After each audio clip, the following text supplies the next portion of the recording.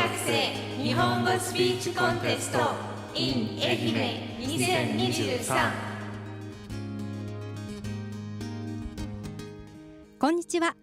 南海放送アナウンサーの松友杏樹です。今日のこの時間は南海放送本町会館2階のパルスタジオで開催される留学生日本語スピーチコンテストを生放送でお届けします。このコンテストは愛媛大学国際連携推進機構が事務局を務める愛媛県留学生等交流推進会議が主催し、大学コンソーシアム愛媛国際交流支援部会が共催、愛媛大学と南海放送が企画運営しているものです。平成16年から始まったこのイベントも今年で20回目。留学生の皆さんにとっては自分の主張を日本語でスピーチする貴重な機会となっています。南海放送本町会館2階のパルスタジオには、これからコンテストに臨む14人の留学生の皆さんが集まり、席についています。皆さんとっても緊張の表情を見せていただいているんですが、準備はいいですか？拍手お願いします。力強い拍手をありがとうございます。さあ、ラジオの前のあなたも審査員の一人としてお聞きください。と申しますのも、リスナーが審査する部門もあるからです。南海放送アプリをダウンロードすると、お手元のスマートフォンであなたも審査に参加できます。アプリを立ち上げると、下から3分の1ほどのところに留学生日本語スピーチコンテストのスライドバナーが出てきます。こちらをタップするとリスナー審査員のページに移動します。各ブロックごとに一番良かったと思う発表者の名前を選んでください。あなたの1票で決まる各ブロックごとのリスナー賞にもぜひご参加ください。この後はお知らせを挟んでドキドキのコンテストスタートとなります。この番組は愛媛大学、松山大学、今治明徳短期大学の提供でお送りします。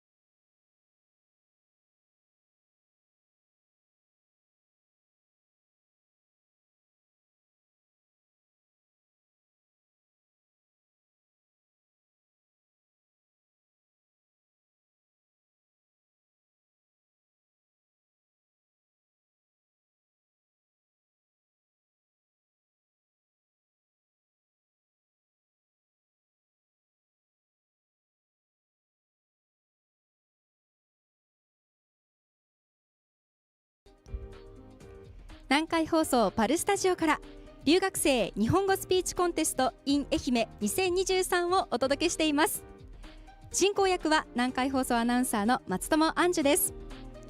さて、日本国内にいる留学生の数はどのくらいかご存知ですか？日本学生支援機構によりますと、去年5月現在で23万1000人余り。そして愛媛県のまとめでは、県内の学校に籍を置く留学生は去年の4月現在で336人とのことです。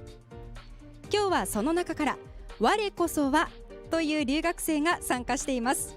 これから9つの国と地域から14人の留学生が生放送でスピーチします。緊張している方、拍手。拍手立派、ありがとうございます。はい、バッチリでございます。このコンテストの模様は南海放送ラジオだけでなく映像配信も行っています。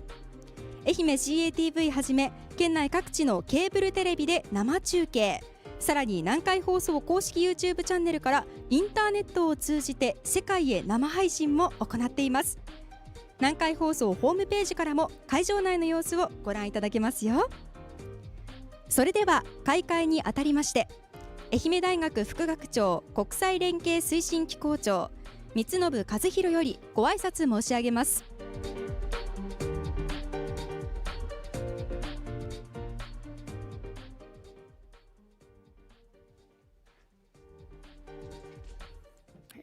留学生の皆さん、こんにちは。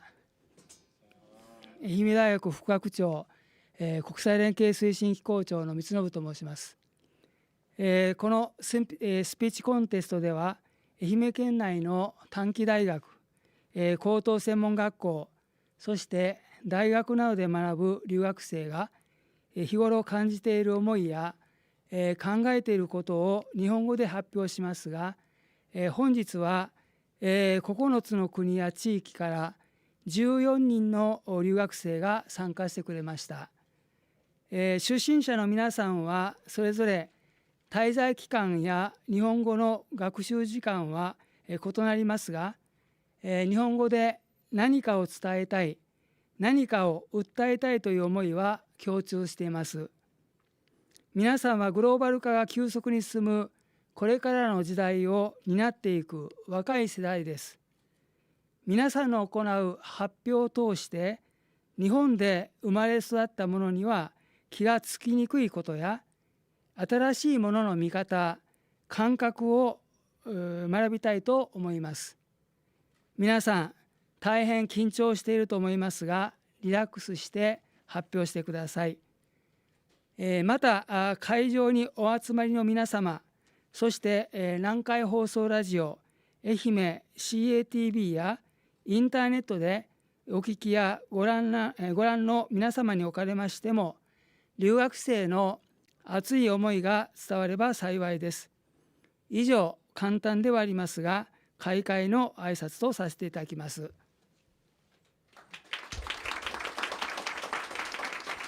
ありがとうございました。三信機構長のご挨拶でした。ここで大会要領を説明いたします。このスピーチコンテストの参加資格は愛媛県内の高等学校、高等専門学校、専門学校、短期大学、大学、大学院のいずれかに在学する学生であること。発表時間は5分以内。5分になりましたらこちらの鐘を鳴らします。はい、この音でございます。時間が超過した場合、審査員が減点の処置を行う場合がありますのでご注意ください。採点基準は4つです。1、スピーチ内容が30点満点。2、日本語の習熟度が30点満点。3、話し方、いわゆるパフォーマンスが30点満点。4、特別加算が10点満点の計100点で審査いたします。なお、表彰は最優秀賞1人、副賞として3万円分の図書カード、優秀賞1人、副賞として2万円分の図書カード、佳作2人、副賞としてそれぞれ1万円分の図書カード、南海放送賞1人、副賞として1万円分の図書カード、特別賞2人、副賞としてそれぞれ5000円分の図書カード、そしてリスナー賞4人、副賞として今治タオルセット、以上6つの賞が選ばれます。さあ、それでは審査をお願いしている審査員の皆さんをご紹介します。新居浜市国際交流協会事務局長、土井美智子さん。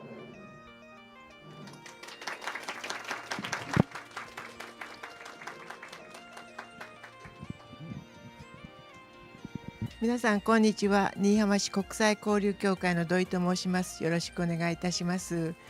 私は2019年に1回審査をしたことがあります。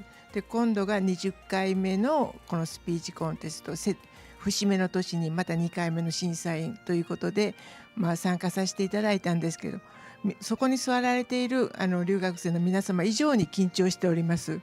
もうドキドキっていうのが音になって聞こえてくるかなと思いますけど、外国語の勉強というか日本語の勉強っていうのは4技能ってありますけど、書く、話す、聞く、なんだったっけ、読むですね。その中の話すというのが一番難しいと思うんですけれども、その上スピーチ、皆さんが話したいというスピーチ、それが私たちの心にどのくらい訴えかけてくるかっていうので審査させていただきたいと思っております。よろしくお願いいたします。続きまして愛媛新聞社編集局新聞編集部長岡田よし子さんです。皆さんこんにちは。愛媛新聞社で新聞編集をしています岡田よし子です。いつも伝えるという仕事をしています。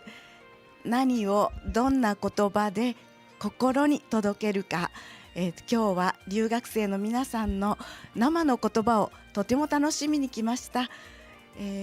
皆さんも緊張を吹き飛ばしてこのひとときを楽しめますように、どうぞよろしくお願いします。愛媛県観光国際課国際交流員チェ・アヨンさん。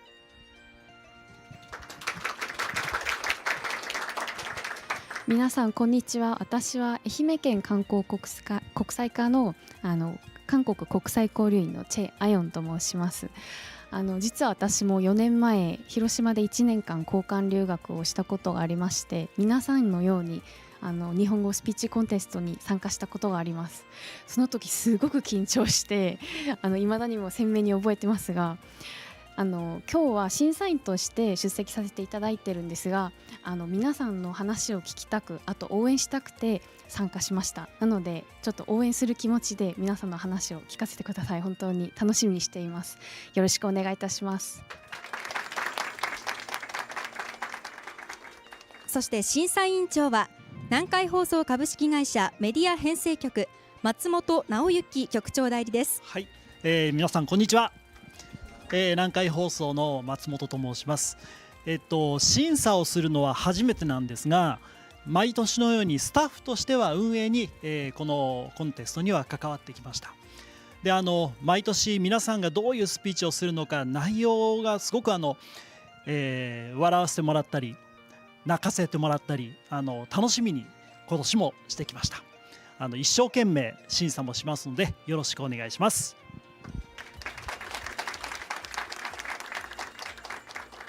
ありがとうございました。審査員の皆さん、厳正な審査をお願いします。ではここで今回の出場者の皆さんをご紹介します。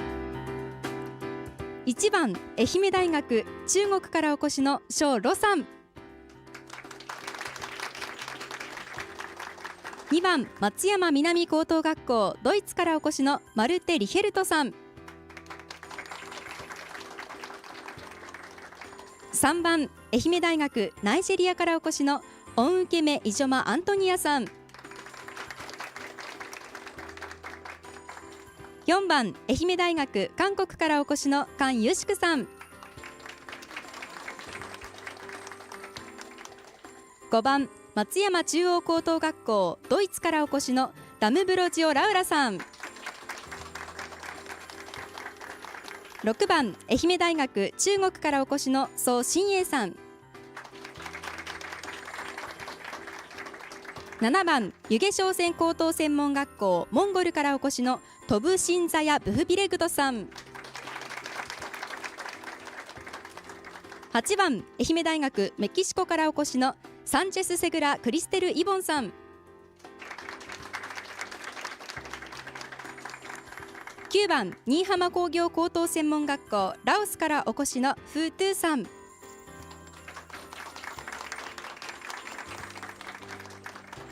10番愛媛大学ウガンダからお越しのバリカガラ・ジョアニタさん。11番松山大学韓国からお越しのチェ・ウンジさん、12番愛媛大学中国からお越しの陳海志さん、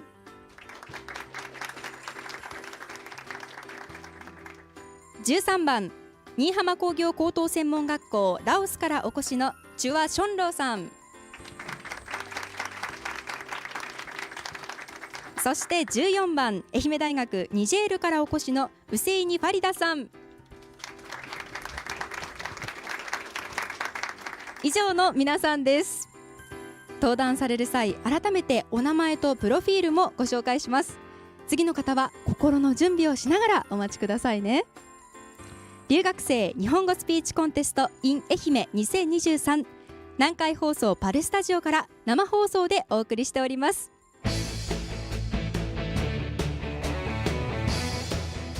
留学生日本語スピーチコンテスト in 愛媛2023。あなたも審査員、南海放送アプリから投票受付中。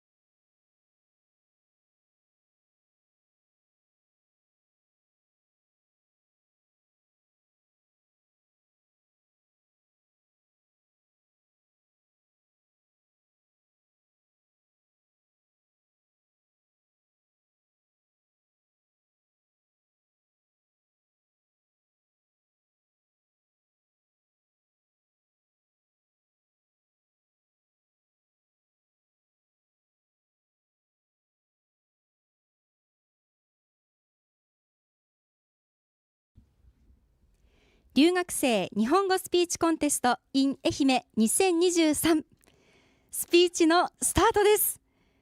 制限時間は5分。留学生の皆さん頑張ってください。ではお一人目ご紹介いたします。愛媛大学肖ロさん、中国からの留学生です。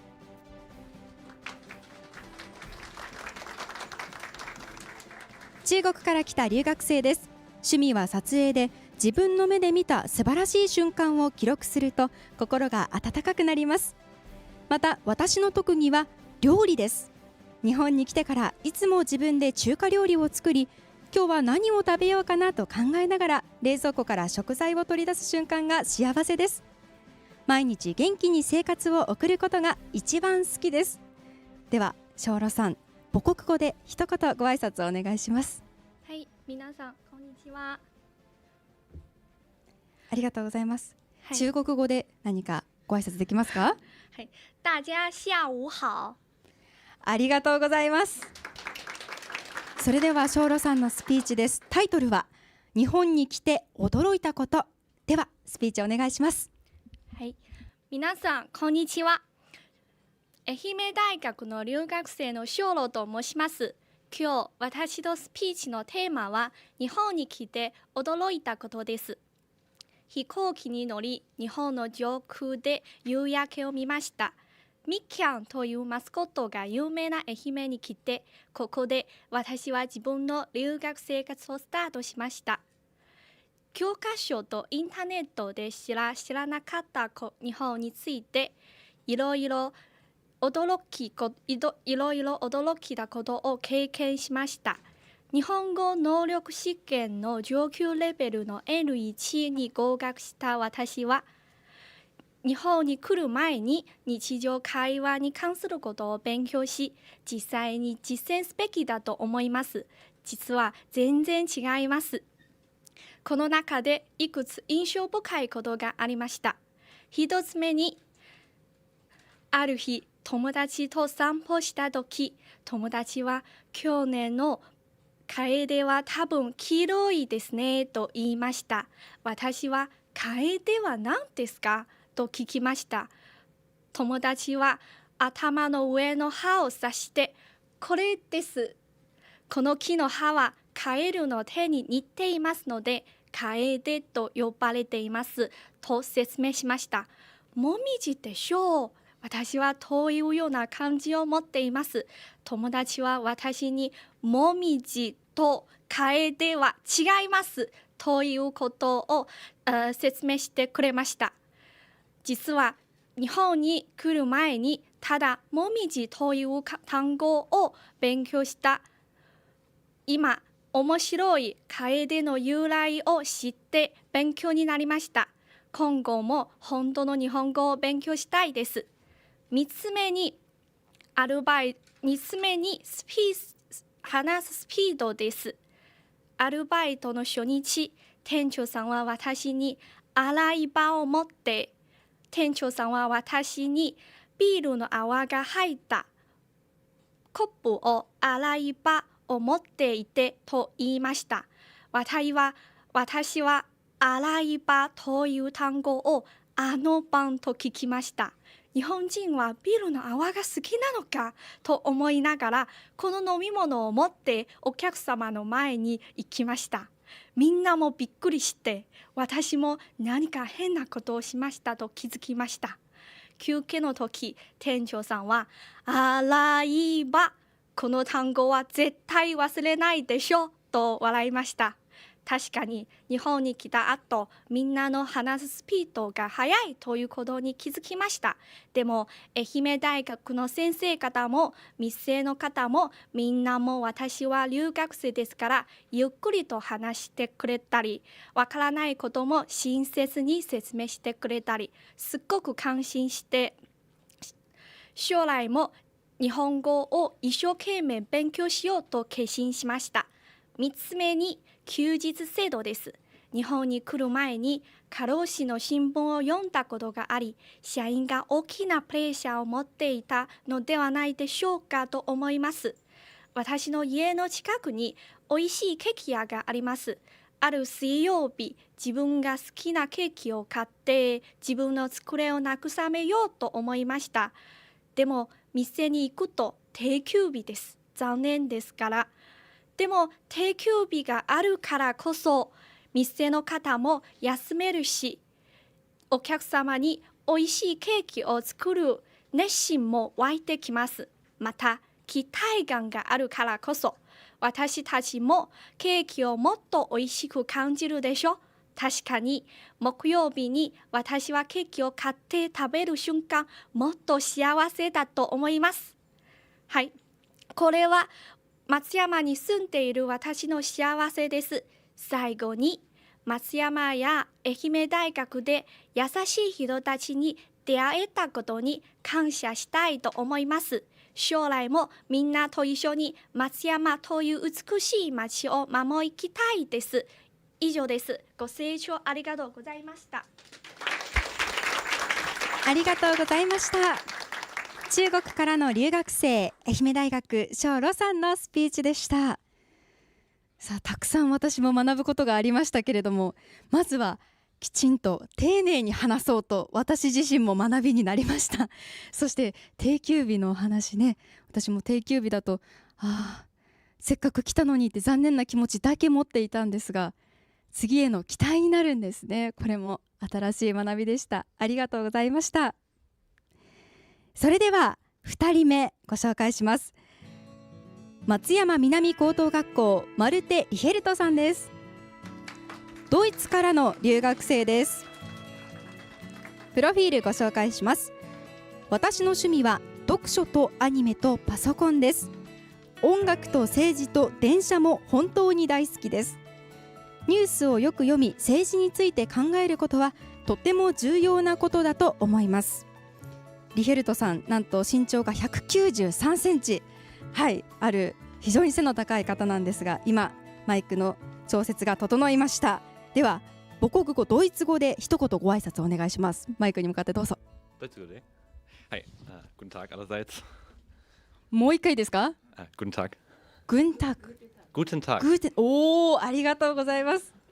では日本語でスピーチお願いします。タイトルは気候変動との戦いです。どうぞ。こんにちは。僕の名前はマルテルヒャです。僕はドイツから来た留学生です。松山南高校で勉強しています。僕が今とても重要なトピックだと思うのは気候変動です。この夏は暑かったですね。最近は世界のどこでも暑くなります。ヨーロッパでは今年大きな山火事がありました。この数年間はドイツも暑くなり、嵐のような天気はまずまず吹いています。日本での状況はまだそれほど悪くはありませんが、今何もしなければここも悪化します。だから行動しなければならない時だと思います。日本の皆さん、まずは国内で収穫される食べ物を食べましょう。食品の輸送は大量の CO2 を発生させます。僕のドイツの家族は冬にイチゴを食べないようにしています。イチゴはドイツ以外の国からたくさん輸入しているからです。CO2 排出量を下げる他の方法はエネルギー使用量を削減することが挙げられます。例えばドイツの建物の断熱性は高いです。そのためヒーターとエアコンは非常に効率的です。家を出るときは電気を消します。最後にどのパッケージで物を買っているかを考えましょう。食べ物の多くはプラスチックに入っていませんか？このプラスチックはすぐゴミになります。ドイツで僕の家の近くのスーパーでは肉やチーズがタッパーで売られています。タッパーは洗えば何度でも利用することができます。このような容器を使うことはとても良い方法だと思います。こういった簡単な CO2 削減方法を実践することはとても重要です。遅かれ早かれ日本も気候変動の影響に直面する可能性があるからです。皆さん、日常生活を見直して環境に優しい生活を送りましょう。ご清聴ありがとうございました。ありがとうございました。ドイツからの留学生、松山南高等学校マルテ・リヘルトさんのスピーチでした。さあ、気候変動との戦いということで非常に難しいテーマでお話しされていましたけれども、ヨーロッパで山火事あったということで、実は愛媛でも最近山火事がありまして、あとは11月でも20度台、最高気温が20度台、今年はかなり寒くなるのが遅かったかなという印象もありましたが、プラスチックのお話もあったようにね、私たちもできることから少しずつ一歩ずつやっていきたいなと学びになりました。ありがとうございました。それでは3人目です。愛媛大学オンウケメイジョマアントニアさん、ナイジェリアからの留学生です。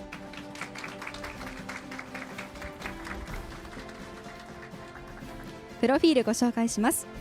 趣味は旅行、勉強、買い物、子供と遊ぶこと、料理、食べること、特にラーメンを食べることが好きです。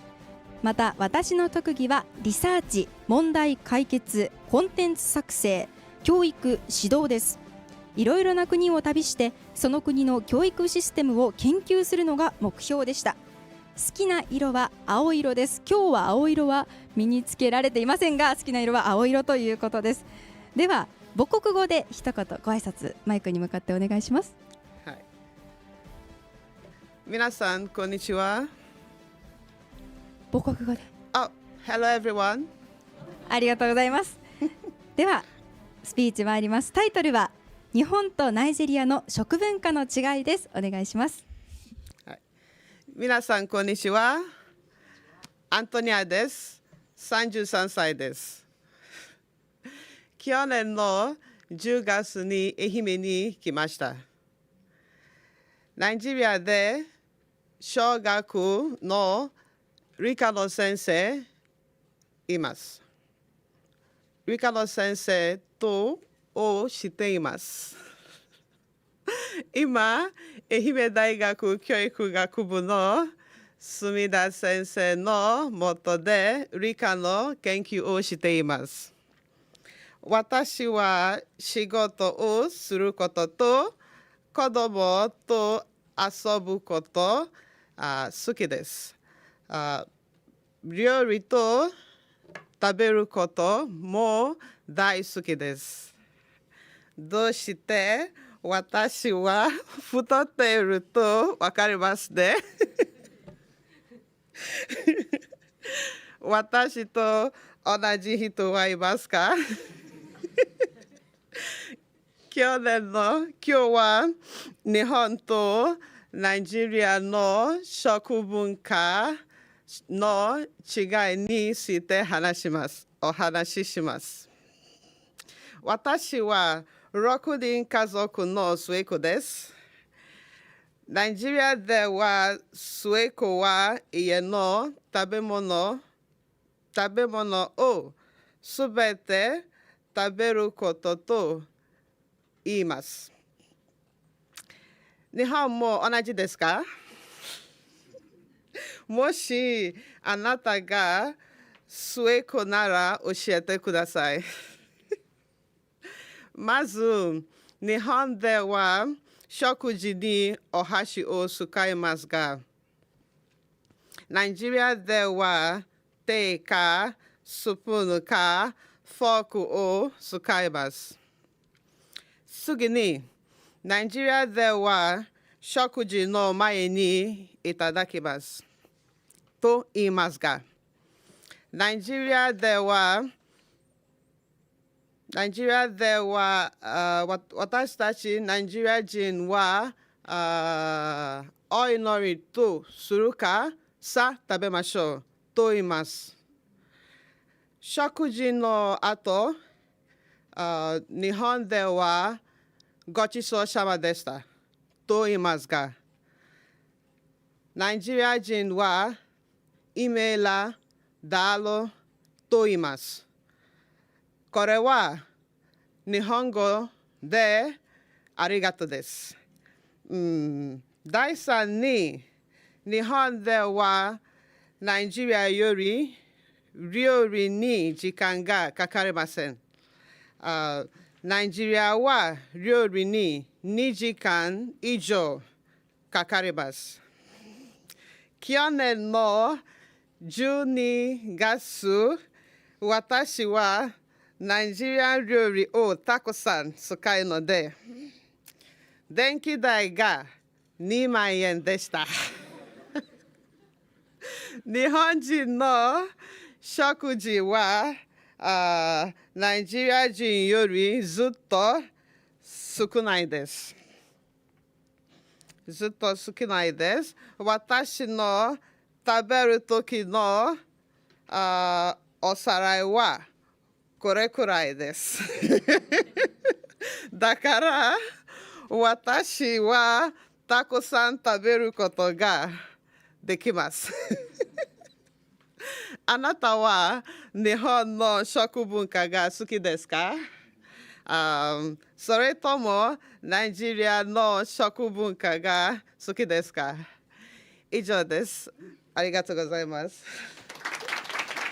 ありがとうございました。ナイジェリアからの留学生、愛媛大学オンウケメイジョマアントニアさんでした。末っ子はお家で一番食べ物を食べるというお話でしたが、私は3人兄弟で、私が一番長女で、一番末っ子は妹なんですけれども、妹が一番食べませんでした、私の家では。はい。そして2時間以上かけてお料理をなさるということで、どんなお料理が待っているんだろうとね、ちょっとワクワクしましたけれども、ありがとうございました。それでは4人目です。愛媛大学カン・ユシクさん、韓国からの留学生です。筋トレや登山、ジョギング、お散歩が好きなアウトドア派です。最近授業やバイトで忙しくなり、新しい経験をする機会がありませんでしたが、本日のイベントでいろんな人と出会えることを楽しみにしています。どうぞよろしくお願いいたします。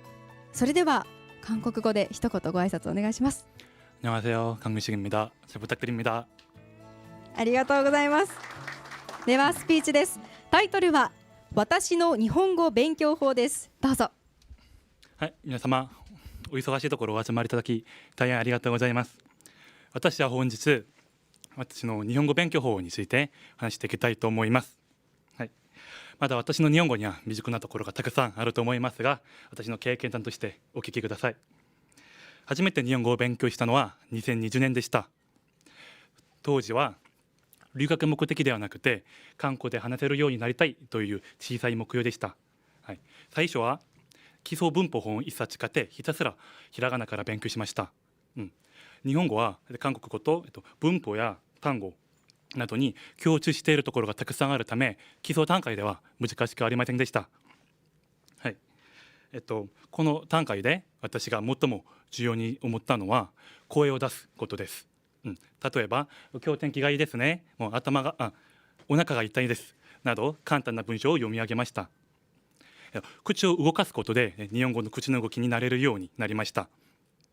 また新しい単語を覚える際にも最も重要に思ったのは入れ替えです。例えば頭という単語を覚えたら先の文章を活用して頭がいいですね、頭が痛いですなど簡単な方法で自分の語彙力や作文能力を養おうとしました。日本語勉強を3ヶ月してからは私人と話したくなりました。しかし皆さんご存知のように2020年コロナのせいで人に会うのが難しい時期でした。はい、この出会いのない状況で私は自分に声をかけ始めました。いわゆる独り言ですよね。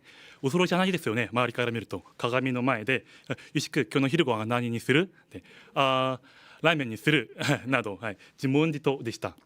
しかしこの自問自答の効果はありました。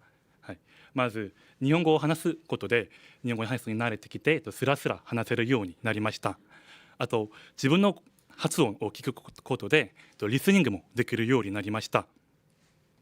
はい、またすみません、ある程度この一人言勉強を重ねてからは実践に突入したくなったので言語交換アプリを入れました。幸いにあそこでアリサという日韓ハーフの女の子とつながり連絡を始めました。ネイティブの日本語は思ったより早くて最初はうまく聞き取れませんでしたが、アリサは英語と日本語と韓国語も流暢だったのでいろんな言語で私に日本語を教えてくれました。去年の夏東京で1年半ぐらいネット友達だったアリサにやっと出会いました。私たちは不思議と思いながらいろんなことを話しました。特にアリサからゆしく日本語本当にペラペラになったねって言われた時は今までの自分の努力が報われたと思いすごく嬉しかったです。また自分の日本語の成長を見てきたアリサからそういうふうに言われたのが自分のことがすごく誇らしくなりました。はい、今振り返れば独学でこれぐらいに話せるようになったのは焦らず自分のレベルに合わせた勉強をしたと思います。私の周りには韓国語が好きで韓国語勉強を始めた女の子がいます。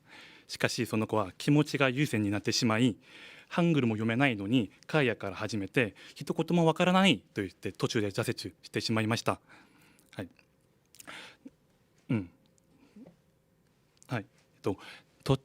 当然勉強の仕方には人それぞれだと思いますが、途中で挫折せずに勉強し続けられるのは自分のレベルに合わせた勉強だと思います。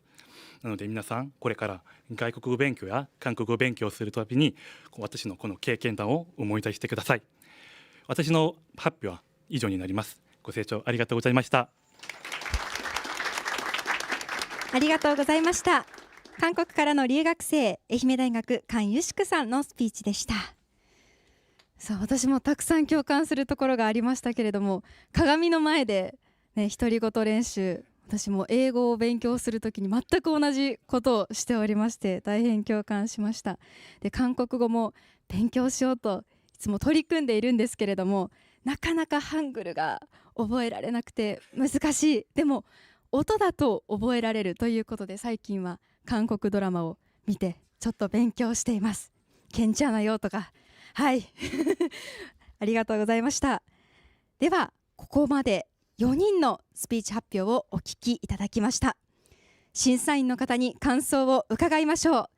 新居浜市国際交流協会事務局長土井美智子さん、お願いします。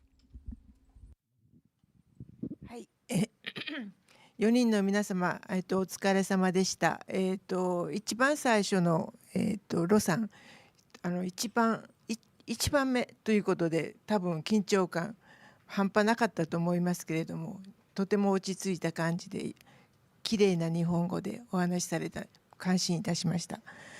4人の方、皆さん私たちというか私にいろいろなことを教えてくださいまして、楓がカエルの手っていうのと、何ですかね、何だったっけ、忘れたお店が先ほどアナウンサーの方もおっしゃってたように、お店が閉まっていたのをこれで美味しいケーキが食べられるんだなって思ったっていうこと、そういうことを私は一回も思ったことがなかったので勉強になりました。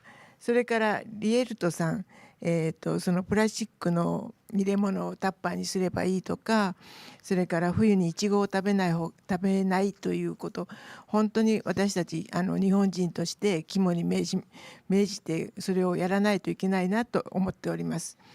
それから、アントニアさん、私も料理と食べることが大好きで、本当になんていうのかな食べて痩せたいと思うんですけど、それはなかなか実行できませんね。それから、最後の、カンさん、勉強の仕方、独学っていうのを感心いたしました。新居浜にも韓国の方はたくさんいて、みんな日本語が流暢なんですけれども、そうやって勉強してるのかなと思って、でも鏡に向かって独り言言うのはやっぱキモいそうでもない、いい勉強法だと思います。また進めてみたいと思います。本当に4人の皆さんありがとうございました。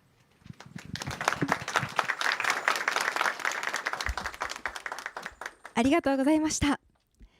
ラジオの前のあなたも審査員の一人としてお聞きください。と申しますのも、リスナーが審査する部門もあるからです。南海放送アプリをダウンロードすると、お手元のスマートフォンであなたも審査に参加できます。アプリを立ち上げると、下から3分の1ほどのところに留学生日本語スピーチコンテストのスライドバナーが出てきます。こちらをタップすると、リスナー審査員のページに移動します。各ブロックごとに一番良かったと思う発表者の名前を選んでください。あなたの1票で決まる各ブロックごとのリスナー賞にもぜひご参加ください。留学生日本語スピーチコンテスト in 愛媛2023、南海放送パルスタジオから生放送でお送りしております。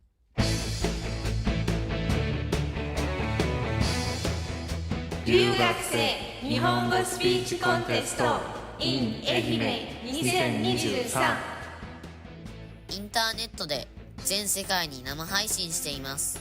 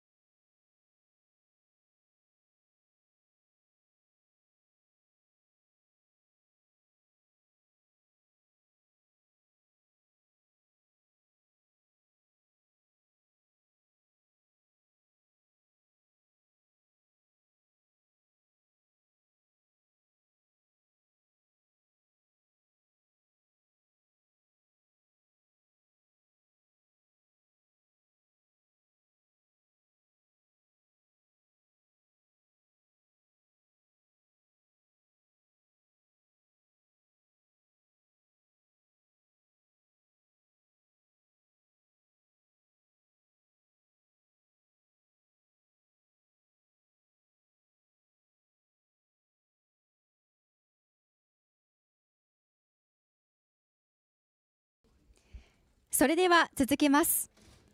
スピーチの制限時間は5分間です。5人目は松山中央高等学校ダムブロジオ・ラウラさん、ドイツからの留学生です。プロフィールご紹介します。17歳の女の子です。多くの人と知り合い、話をするのが好きです。楽しい会話が好きです。私はとても勤勉で、目標を達成するために最善を尽くします。剣道を始めて2年。夢はドイツのナショナルチームに入ることです。日本語も好きで、大学に入ったら日本に引っ越したいです。15歳の時から日本に留学するためにドイツで倉庫系のアルバイトをしていました。ではドイツ語で一言ご挨拶お願いします。Ich freue mich auf gute Zusammenarbeit。ありがとうございます。ではスピーチです。タイトルは差別から何が生まれますかです。どうぞ。皆さんこんにちは。今日は世界の差別と偏見について話をしたいと思います。今まで私は暴力的な差別を経験したことはありませんが、マイクロアグレッションは経験したことがあります。マイクロアグレッションとは非暴力的で間接的な差別のことです。例えばレストランで店員が外国人のお客に尋ねもしないでお箸ではなくフォークを手渡したり、街を歩いている人が外国人を見て顔をしかめたりすることです。また断りもなく体に触れたり、個人的なことに踏み込んだり、外国人であるという理由で犯罪者のように扱われることもあると聞いています。私は日本である女の子が他の女の子のことを悪く言っているところに出くわしました。私が誰のことかと尋ねたら、ラウラにはまだ言えないと言われました。私はとっても悲しかった。自分がのけ者にされていることが悲しかったのではなく、彼女が他の女の子のことを悪く言っていることが悲しかったのです。この話には外国人に対する差別だけでなく、日本人同士の間での差別があります。実際このようなことは日本だけではなくどの国にも存在します。私の母国ドイツでも能力的に高くないとされる学校に対する差別を目の当たりにしてきました。他にも外見が自分の好みではないという差別や障害者に対する差別などもありました。私の母は5年前に脳卒中で倒れて、今は半身不随の状態です。だから私たち家族が毎日母の日常生活の手伝いをします。母は言葉が理解できなくなりました。しかし母が理解していないと分かっていても、私は話し続けています。母が他の人と違うとしても普通の人と同じように接したいのです。たとえ自分と見た目や能力が違う人であっても、その人を差別したり他の人とは違う接し方をしたりすることに何の意味があるのかということを私はみんなに考えてほしいのです。日本に留学した当初は周りの多くの人が私に対して本来の私とは異なるイメージを持っていました。私の見た目や噂で勝手にイメージを作り上げていました。このように多くの人が本人を知ることもなく一方的にイメージを作り上げてしまいます。そもそも人間は人を外見で判断する傾向にあり、その上噂を聞けばそうだと決めつけてしまう。その人が幸せそうに見えたら実際に幸せに違いないと決めつけてしまう。しかしその人が本当に幸せかどうかはわからないはずです。相手に近づかず本当のことを知ろうともせず、外側から見ただけで判断することは相手の評判を損なうだけでなく、相手の心も傷つけることになります。例えば3年前、アメリカでとっても衝撃的な事件がありました。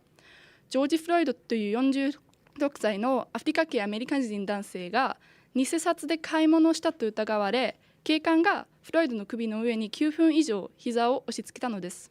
フロイドは呼吸困難で亡くなりました。これはすべて人種差別から生まれた偏見から起こった問題でした。本当に不となしでした。これまで私が話してきたことは特別なことではなく、人として誰もが知っておかなくてはならないことです。私はすべての人に対して心を開き、他国から来た人々を歓迎し、自分がそうされたいように彼らに接していきたいと思います。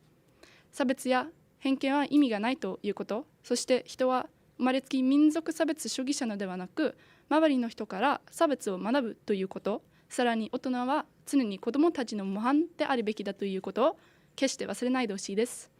ドイツでもアジア人と黒人の人々に対する差別があります。彼らが侮辱されたり、国に帰ると言われたりすることは本当に悲しいことです。私たちは過去の過ちを知り、常により良い行動をすべきです。最後に、私は日本でたくさんの素敵な人に出会って本当に幸運でした。日本の家族と友達に感謝しています。どうか皆さんも私のように差別や偏見を恐れず、温かい心で世界中で友情の輪を広げてほしいです。そうすればやがて世界から差別や偏見がなくなると思います。そう願っています。ご清聴ありがとうございました。ありがとうございました。ドイツからの留学生、松山中央高等学校ダムブロジオラウラさんのスピーチでした。いや、すごく難しいというか考えさせられるテーマでたくさんお話しいただいてありがとうございました。私自身も勉強になったんですが、やっぱり自分の目で見て自分で考えて、外見、学歴、いろいろ偏見はありますけれども、人としてラウラさんの言うように人として接することがとても大切だなと改めて心に響きました。ありがとうございました。それでは6人目の発表です。愛媛大学蘇新栄さん、中国からの留学生です。プロフィールご紹介します。中国出身の蘇新栄です。アニメと音楽が好きです。アニメと音楽は自分の目で見ることができないことや経験できないことを伝えてくれて、私の人生を豊かにします。そして旅行も好きです。カメラではなく自分の目で美しい景色を見ることは大切なことだと思います。自分の目だからこそ小さなことでも気づけます。それは面白いと思います。それではマイクに向かって母国語で一言ご挨拶お願いします。大家好。ありがとうございます。ではスピーチです。タイトルは平凡な幸せです。どうぞ。皆さんこんにちは。中国から来た蘇新栄です。私は平凡な幸せについてのスピーチをします。どうぞよろしくお願いいたします。皆さんは幸せとは何か深く考えたことがありますか？私は今まで深く考えたことがありませんでした。しかし家族、友達と日常生活で幸せについての話をして深く考えるようになりました。私にとって幸せとは日々の小さな出来事です。大学入学以来、日本語の文法の成績はギリギリ合格ラインというところでした。どういうことだとどういうものだなどの似ている文法は何度勉強しても覚えられませんでした。焦燥感に駆られてしまい、文法を学ぶモチベーションもますます低くなってきました。しかし、日本文化を専攻する大学院生になりたかった私にとって、文法に関わる景色は欠かせないことです。ひたすら現実を逃避するならいつまでも問題が解決できません。しっかりと向き合えば新しい境地を上げるかもしれません。そこで私は毎日文法の本をペラペラめくり練習していました。日々努力を積み重ねてわからない文法が減り成績が上がりました。目標を達成した時の高い満足感を得られました。そして満足感がもたらす幸せをしみじみ感じました。日本に来た後、いつも幸せに包まれていると感じています。初めて日本に来たので、ゴミの分別方法や電車の乗り方などわからないことが多くあります。ある日、友達3人と一緒に海古正木に行こうとしましたが、松山市駅から小泉行きの電車が見つかりませんでした。私たちは駅の改札口で立ち止まり、ずっとキョロキョロしていました。駅員さんに道を尋ねると、駅員さんが切符の買い方を教えてくれました。そして電車の乗り場まで連れて行ってくれました。その時、みんな忙しいのに自分の仕事を置いて困っている私たちに親切な対応をしてくれて、こんな人に出会えてよかったと思いました。実は駅員さんのほか、学校で優しい先生と同級生がたくさんいます。海外生活を始める不安があった私には大変助かりました。彼らのおかげですごく幸せだと思います。物心がついた頃から、偉人やお金持ちといた人は普通の人よりもっと幸せだと思いましたが、実はそうではないんです。彼らは健康や結婚などのことに悩まされる可能性があります。私みたいな普通の人こそ幸せに包まれることもできます。私にとって日本語の複雑な文法が理解できることや優しい人に出会えることなど小さな出来事は幸せです。花が公園いっぱいに咲き誇ったり、友達と素晴らしい映画を見たりすることも幸せをもたらします。すなわち幸せは一部の人間の特権ではありません。ありふれた日常生活にも幸せがあふれています。しかし幸せを求めているうちに身の回りに気づかない幸せがよくあります。小さな喜びや嬉しさでも積み重なれば大きな幸せにつながっています。だから自分のペースを緩やかにして一つ一つの小さな幸せを積み重ねて感謝の気持ちで日常生活での平凡な幸せに目を向きましょう。以上です。ご清聴ありがとうございました。ありがとうございました。中国からの留学生、愛媛大学蘇新栄さんのスピーチでした。平凡な幸せというテーマでお話しいただきましたけれども、スピーチを聞いていて私は幸せを見つけることではなくて幸せに気づくことが大切なんだなと発見になりました。ついついいつもね、一生懸命生きているとあれできなかったな、こんな嫌なことがあったなってそっちに気が向いてしまうんですけれども、幸せに気づくこと、気づけるだけなら気づいた方がハッピーになりますよね。もっと幸せになりますよね。そんなことを気づかせてくれるスピーチでした。ありがとうございました。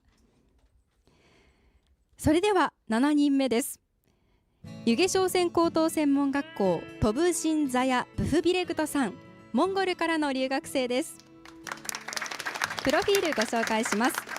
大草原の国モンゴルからやってきました。 JLPT、 これは日本語能力試験を受けるかスピーチコンテストか迷ってコンテストに参加することにしました。スピーチコンテストは3度目の挑戦です。友達や家族がみんな見ていると思いますが、僕は今日頑張ります。みんな応援よろしく。アムジルトゥフシー。では母国語で一言ご挨拶お願いします。ありがとうございます。スピーチに参りましょう。タイトルは頑張れビレグトです。お願いします。日本に来てもうすぐ3年になります。3年前湯気島に暮らし始めた頃にはなんでこんな田舎に来たんだろうと思っていました。私の思っていた日本の生活は電車やバスで簡単に移動できて、マックとかコンビニで欲しいものはすぐ買えて、人がたくさんいて賑やかに暮らすのだろうと思ってました。正直に言うと、せっかく日本に来たのに田舎の島の暮らしにがっかりしてました。学校には同じモンゴル人のガンバット先生がいます。ガンバット先生が私に勉強するならどこでもいいじゃないと言いました。この一言で思い出した言葉があります。頑張ってです。一つ目の頑張っては、私がモンゴルで日本へ留学を目指していた時のことです。試験本番2週間前です。私は模擬試験に何回挑戦しても合格ラインを一度も超えたことがありませんでした。私は諦めかけていました。すると日本語学校に勤めている母の親友から日本語で試験頑張ってと言われました。なぜか頑張ってこの言葉が胸に刺さりました。自信をなくして心がふにゃふにゃになっていた分、深くくさっと刺さりました。もうこれは諦めるのを諦めて自分に自信を持って試験に挑みました。すると無事に合格しました。したっていうか合格してしまったという感じです。びっくりしました。2つ目の頑張っては去年始めたダイエットです。私は情報工学科なので表計算ソフトを使って自分の体重の変化を記録しました。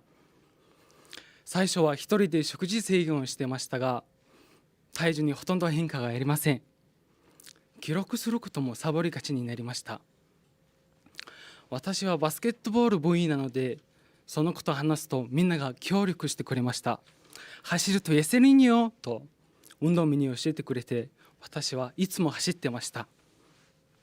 一番しんどいのはアメリカンという運動です。みんなこのアメリカンの苦しさを知っています。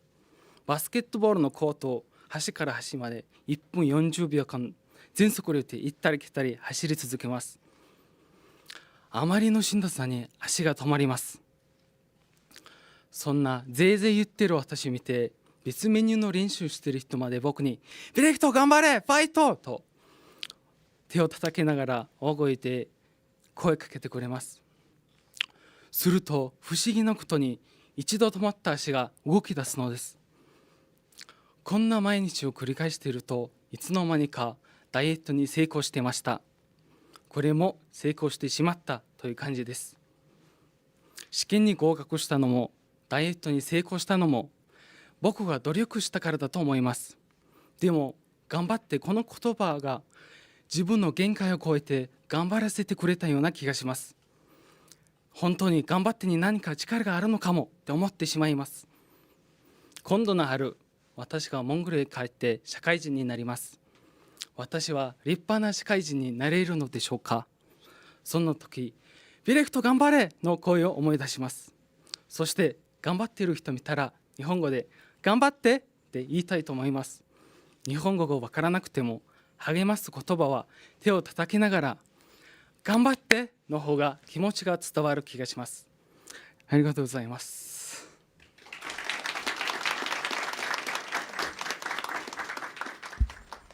ありがとうございました。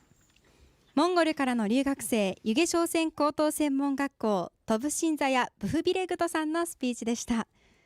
さあ今スピーチを終えてね、やりきったぞという表情を見せていただいておりますけれども、いや先生のモノマネすごくお上手でしたね。はい。で、たくさん努力をして自分が定めた目標を達成してきたというお話がいくつかありましたが、やっぱり頑張れって力をもらえる言葉ですよね。2020年に先ほどの方のスピーチにもありましたが、2020年に新型コロナウイルスでコロナでロックダウン、人と会えないっていう状況が続いて、なかなか応援の声も日本でも途絶えていたんですが、改めて、今年4年ぶりとかでお祭りとかね、スポーツの大会とかで声出し応援が解禁になった。これは選手たちにとってものすごくエネルギーをもらったということを私もニュースで伝えていたので、改めてその応援の言葉の力、大切さ教えていただきました。ありがとうございました。さあ、審査員の方に感想を伺いたいと思います。愛媛新聞社編集局新聞編集部長岡田よし子さん、お願いします。皆さんありがとうございます。どの方も伝えたいことや思いがはっきりと分かって素晴らしいなと思って、これまでの審査もうどうやってしたらいいんだろうと思って、迷っているところです。ラウラさん、もうはっきりと意見を打ち出されて、で私たちとてもじっくり考える内容、じっくり考えさせてもらいました。ありがとうございます。新栄さん、身近な暮らしの中で気づいたこと、なんか優しいお心まで伝わるようでした。で、あとごめんなさい、ブフビレクトさん、楽しい話題でした。で、頑張れっていう一つの日本語がそんなに力を与えてくれたんだなと、なんか、日本語をしゃべるものとして、とても嬉しい気持ちになりました。皆さんありがとうございました。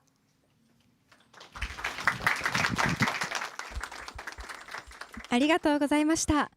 ここまでで前半7人の皆さんのスピーチが終わりました。さあ、ではここから出場者の皆さんにお話を伺いましょう。我こそは話したいという方、挙手。あれ、あ、菅さん。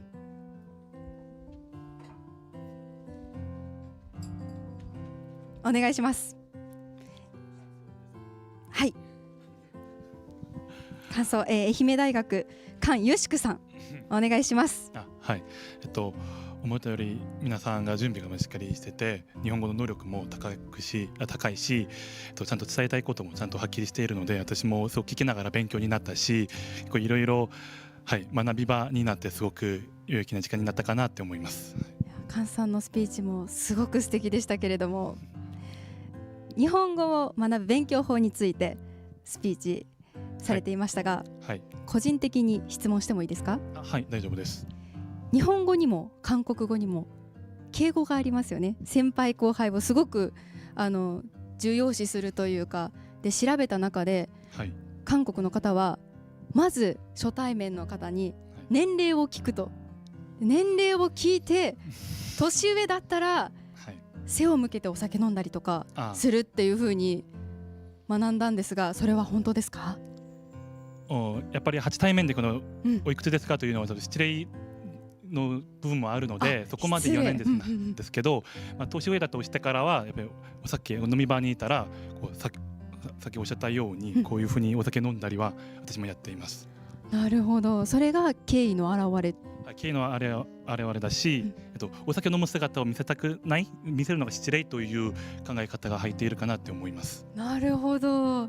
他に日本と韓国こんなところが違うなって思うところありますか？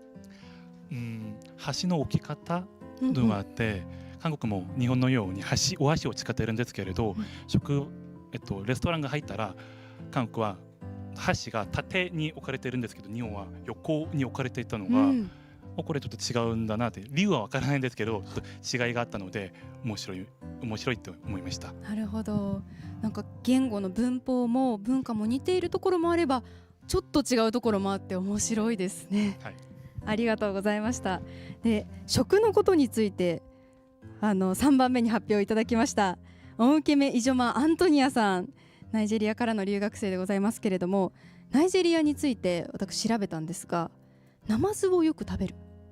どうですか？お料理で何を一番よく食べますか？キャットフィッシュ。キャットフィッシュ、ご飯、ジェロフライス。普段ご飯何をよく食べますか？ジェロフライスとエグシスープ、スープとジェロフライスです。ジェロフライスっていうのはどういうものですか？チャーハンみたいなもの。へえ、炒めるんですか？なるほど。いろんな方から助けていただいておりますけれども、はい、なるほど。それでいつも2時間ぐらいかけて料理してるんですね。わあ、美味しそうだな。食べてみたいな。ありがとうございます。ありがとう。じゃあ発表終わった方、他にお話ししたいなという方いらっしゃいますか？どうですか？ちょっともうすごい開放感と言いますかね、皆さんもやりきったみたいな顔してますけど、発表まだの方でもちょっとお話ししたいなっていう方いらっしゃいますか？どうでしょう？緊張してますかね？まだすごいうなずかれましたね今じゃあ1番目に発表してくださいましたショウロさん、どうでしたか？トップバッターでしたけれども、緊張しました？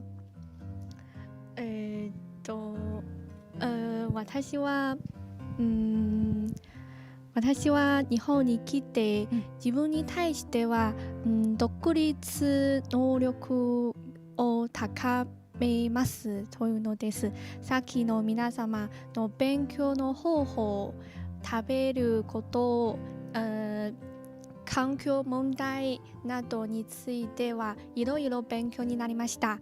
今後も私も、優秀な人のメリットを勉強し、自分ももっと、有意義なことをしたいと思います。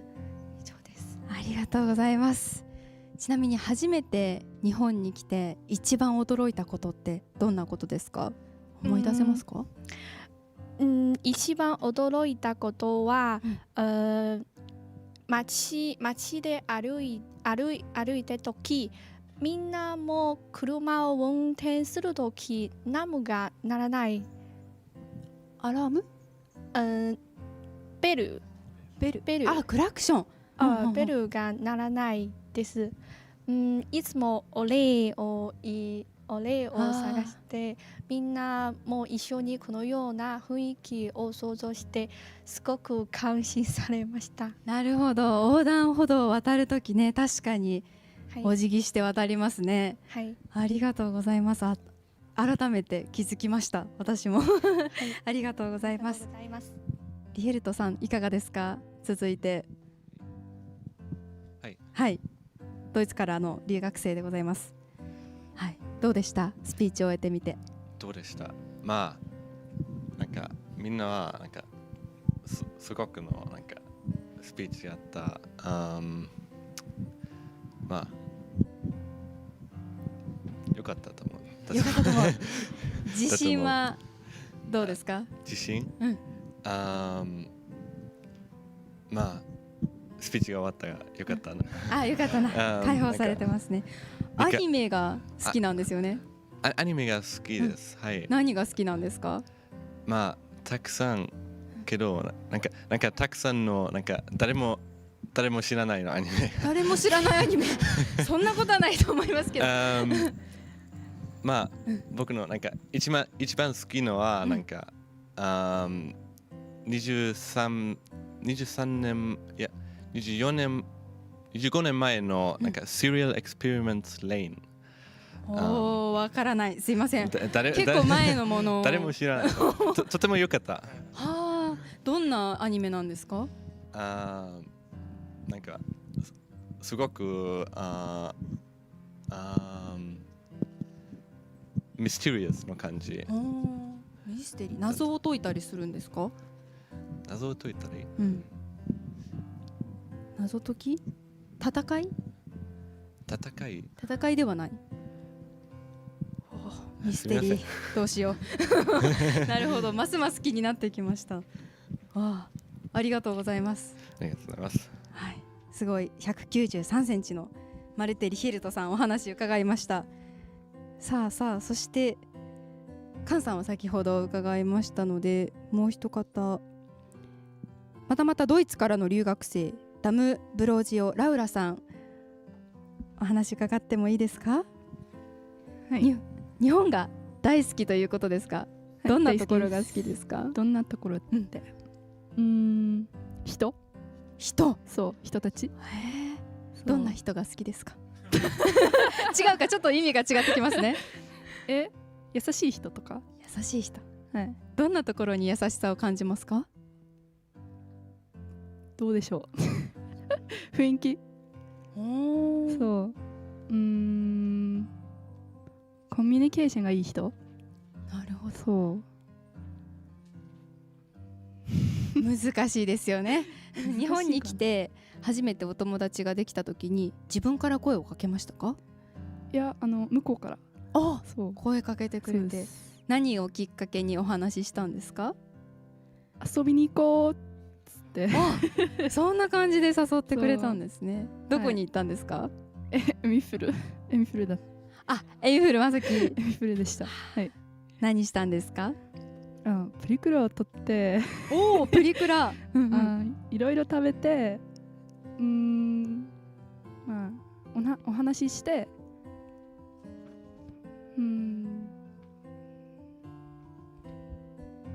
いろいろしたのか。もう忘れた。盛りだくさんですね。忘れました。すいません。プリクラはどうでした？すごく目が大きく映りますよね。はい、ちょっとキモいと思いました。キモいありがとうございました。じゃあスピーチもう終えた留学生の方にお話を伺いました。留学生日本語スピーチコンテスト in 愛媛2023、南海放送パルスタジオから生放送でお送りしています。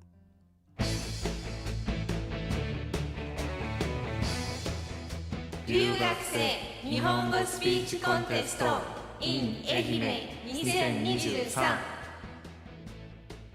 南海放送パルスタジオから生放送中。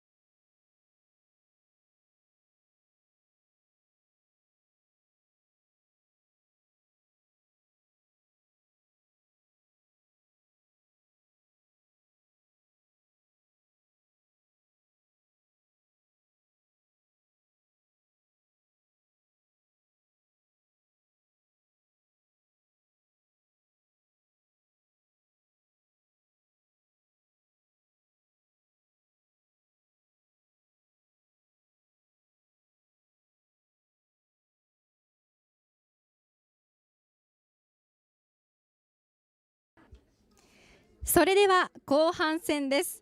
ブロック3の皆さんです。8人目は愛媛大学サンチェス・セグラ・クリステル・イボンさん、メキシコからの留学生です。プロフィールご紹介します。愛媛大学の留学生でメキシコ出身です。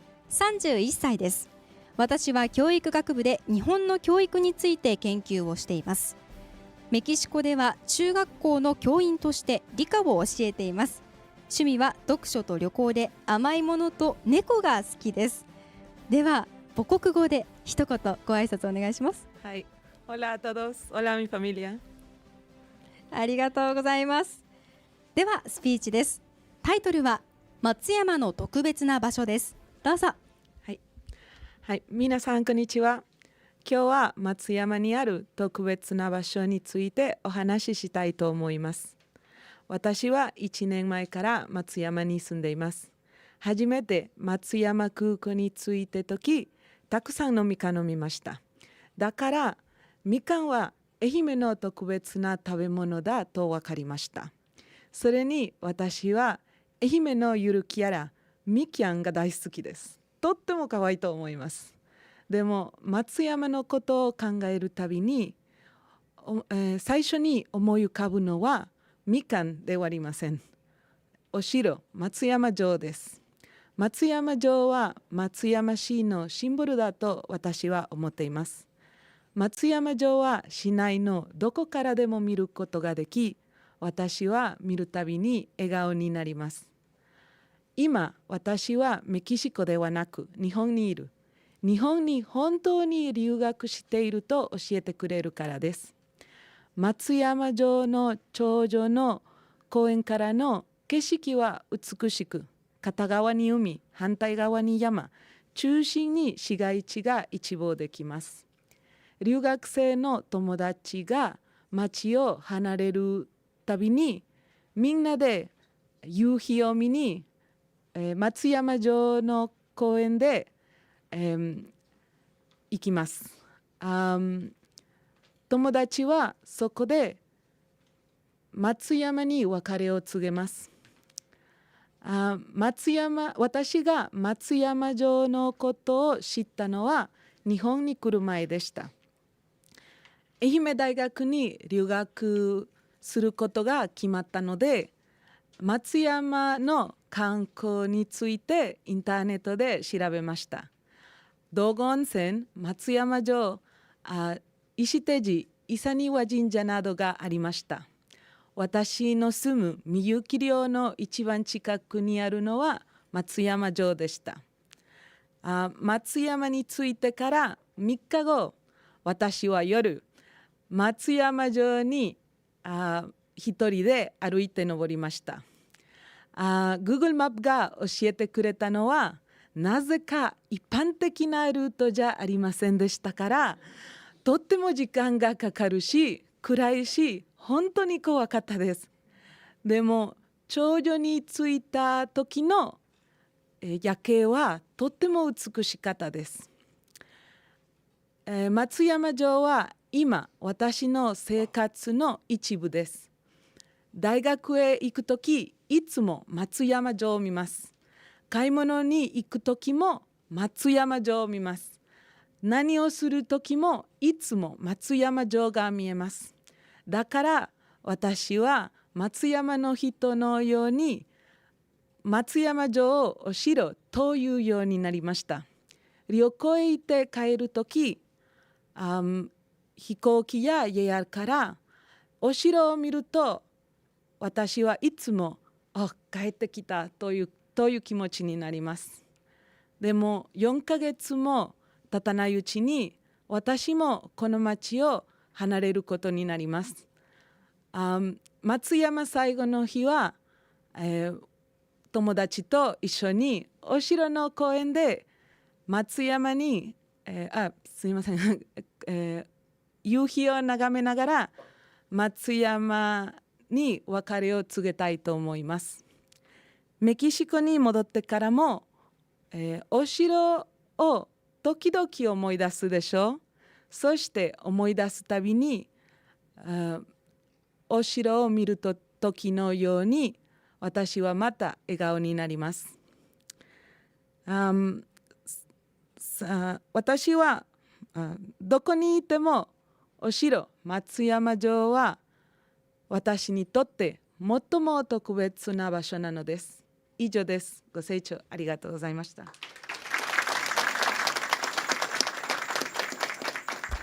ありがとうございました。メキシコからの留学生、愛媛大学サンチェス・セグラ・クリステル・イボンさんのスピーチでした。さあ、松山城について熱く語っていただきましたけれども、今日も見てきたんですかね。松山城今日も見られましたか？いつも見ている。素敵です。ありがとうございます。さあ、3ブロック目のトップバッター8人目のスピーチが終わりました。ラジオの前のあなたも審査員の一人としてお聞きくださいね。それでは9人目に参ります。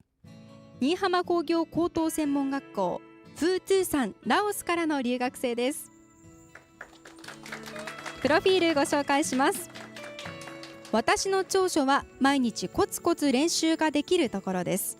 強みは好奇心旺盛なことで、気になったことがあればとことん情報を得るために動くことができます。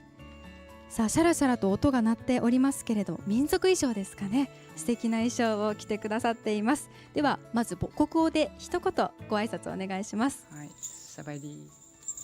ありがとうございます。ではスピーチです。タイトルはラオスモン族の刺繍です。どうぞ。はい、モン族の女性は家族の衣装を手作りします。生活は現代化されてきましたが、モン族は今も民族衣装を着ています。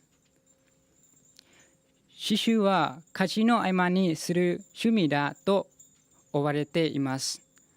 しかし、モン族の女性は家族と自分のために刺繍をします。モン族の少女は6歳になると布と針の持ち方から始めて刺繍を学びます。母親から教わったり真似たりして習います。まず基本的なクロスステッチを同じ大きさに刺す練習です。一生懸命頑張ります。最初は不ぞりになったり曲がったり指を刺してしまったりします。上手にできるようになったら模様に貼ります。慣れたら色を増やしたりとだんだん上達していきます。昔は基地の朝を折り染色もしていました。大変な作業を本当に家事の合間にできていたのかと私でさえ不思議です。今ではおらくても刺繍用の布が手に入ります。私の妹は不器用で習い始めの頃、刺繍があまり好きじゃないと言っていましたが、市場で新しい布と糸を買って帰った日は寝る前何度も見てニコニコしていました。年号を見ながら私は安心しました。これを見てください。ただの模様に見えますが、1ミリ四方にクロス刺繍がされています。どうしてモン族はこんなに高い刺繍技術を持っているのでしょうか。それはモン族の言語に持ちがなかったためです。自分たちの生活様式や歴史や文化を子供に残したいと願いました。そこで歌にしたり得意の刺繍で伝え始めました。日本に来るとき母がこの衣装を作ってくれました。実はとても重いのですが、母の愛が込められているからだと思います。母はいつも家族のための幸せを祈りながら刺繍をしていました。民族は先祖や自然の神様を信じています。正月にはイベントがあります。参加するとき、子供から大人まで民族衣装を着ます。母は毎年新しい衣装を家族のために1年かけて準備します。独身の若い女性は伝統的な模様だけではなく、新しいパターンを取り入れた刺繍の衣装で参加します。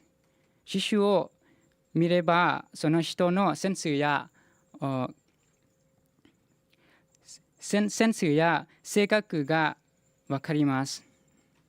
腕がいい女性はたくさんの人の目を引きつけます。デザインは一つとして同じものはありません。でも最近では刺繍をする女性も減っています。一方で技術の高さから世界中に民族の刺繍コレクターがいるそうです。ここ30年くらいはフェアトレードを行う団体が貴重な手仕事の歴史を残すためサポートするという動きもあります。もともとは家族のための刺繍でしたが、世界中の人へ民族の刺繍の素晴らしさを知ってもらえるきっかけになれば嬉しいです。ご清聴ありがとうございました。ありがとうございました。ラオスからの留学生、新居浜工業高等専門学校フートゥーさんのスピーチでした。さあ、スピーチの中で見せていただいた編み物、刺繍のものですかね。もう一度会場の方に皆さんに向かって見せてください。カバンですね。黒色の生地のカバンの表側にですね、緑、水色、青色の細かい刺繍がたくさん施されていて、とっても美しいんですよね。ありがとうございました。さあ、スピーチの制限時間は5分以内となっております。ご注意ください。さあ、ラジオをお聞きのあなたもぜひあなたの1票で決まる各ブロックごとのリスナー賞にご参加ください。それでは10人目の発表です。愛媛大学バリカガラ・ジョアニダさん、ウガンダからの留学生です。プロフィールご紹介します。私の名前はバリカガラ・ジョアニダと言います。ウガンダから来ました。食を通して人生を変えることに情熱を注いでいます。現在、栄養科学と栄養学の博士号取得を目指しています。読書、旅行、友達作り、冒険が大好きです。では母国語で一言ご挨拶お願いします。オリオティア。ありがとうございます。ではスピーチです。タイトルは自分の恐怖と向き合うです。お願いします。お願いします。失礼ですけど、みんなちゃんとメモライズしました。ジョアンは本当にノート読みます。お願いします。皆様こんにちは。私の名前はジョアニータ・バリカガラです。愛媛大学栄養科学の博士号を取得しています。日本は第二ふるさとになりました。私のイメージは日本は、清潔と美しく、平和で高い技術があると思います。今日の私は恐怖と向き合うことについてお話ししていますと思います。恐怖はさまざまな形で人間の経験においてよく出られるものです。それは大きなプレゼンテーションの前の緊張、未知の世界の飛び込む前の躊躇、そして未知のものに直面した時に私たちを取られることがある不安です。恐怖は私たちの人生において捨てかれない一部分であり、時には私たちは成長や機会に一部でもあります。外国に住んでいて私たちは毎日恐怖に立ち向かうために私たちが取れるステップの学んでいます。1、最初ステップは自分で恐怖をしたためることです。自分で何を恐れているのか理解し、それを受け入れるが重要です。2ステップは恐怖の小さなステップに分割することです。大きな恐怖に直面すると後されるかもしれませんが、それは小さなステッ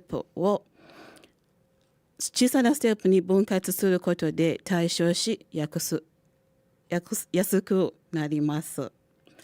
3、成功の資格は成功を視覚化することも重要です。恐怖を克服して成功する自分を想像することは大きなモチベーションになります。4、さらにこの課題に一人で立ち向かう必要はありません。友人、家族、指導者にサポートを求めることも重要です。彼らも励ましと導きは私たちに恐怖に立ち向かいを与えてくれます。5、そして失敗を受け入れることを忘れないでください。失敗聖書に機会であり、成功への一歩です。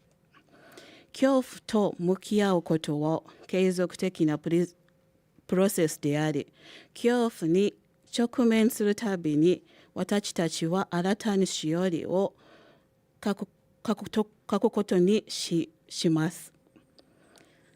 勇気も持って恐怖は継続的な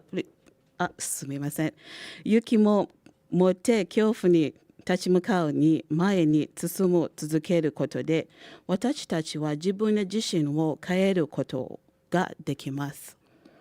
私たちは個人的にも仕事でも娼婦に料金を経験することがよくあります。したがって私たちは快感を受け入れ不可術性の直面しても勇気も持ってそれに立ち向かい成長の道を歩みの続けます。なぜなら私たちの人生は一度きりであり人生は私たちが作るものからです。ご清聴ありがとうございます。ありがとうございました。ウガンダからの留学生、愛媛大学バリカガラ・ジョアニタさんのスピーチでした。自分の恐怖と向き合うというテーマで5つね教えていただきましたけれども、一人で戦っていないで周りの方と一緒に立ち向かって、そして進み続けることが大切、教えていただきました。ありがとうございました。さあスピーチは5分以内となっております。5分を過ぎるとあちらのベルチーンとなりますので、それが出たら5分来ちゃったなというその合図と思ってください。では11人目に参ります。松山大学チェ・ウンジさん、韓国からの留学生です。プロフィールご紹介します。日本に来る前まではミュージカルをよく見に行きました。日本人の友達と話すことが好きです。漢字が苦手なので漢字を集中的に勉強しています。日本での経験を積むためにアルバイトをしています。将来日本の会社で働くことが目標です。では母国語で一言ご挨拶お願いします。 안녕하십니까. 최은지라고 합니다. 잘 부탁드립니다. ありがとうございます。ではスピーチです。タイトルは日本への道です。どうぞ。最近松山大学の何人かの友達に日本語上手くなったと言われます。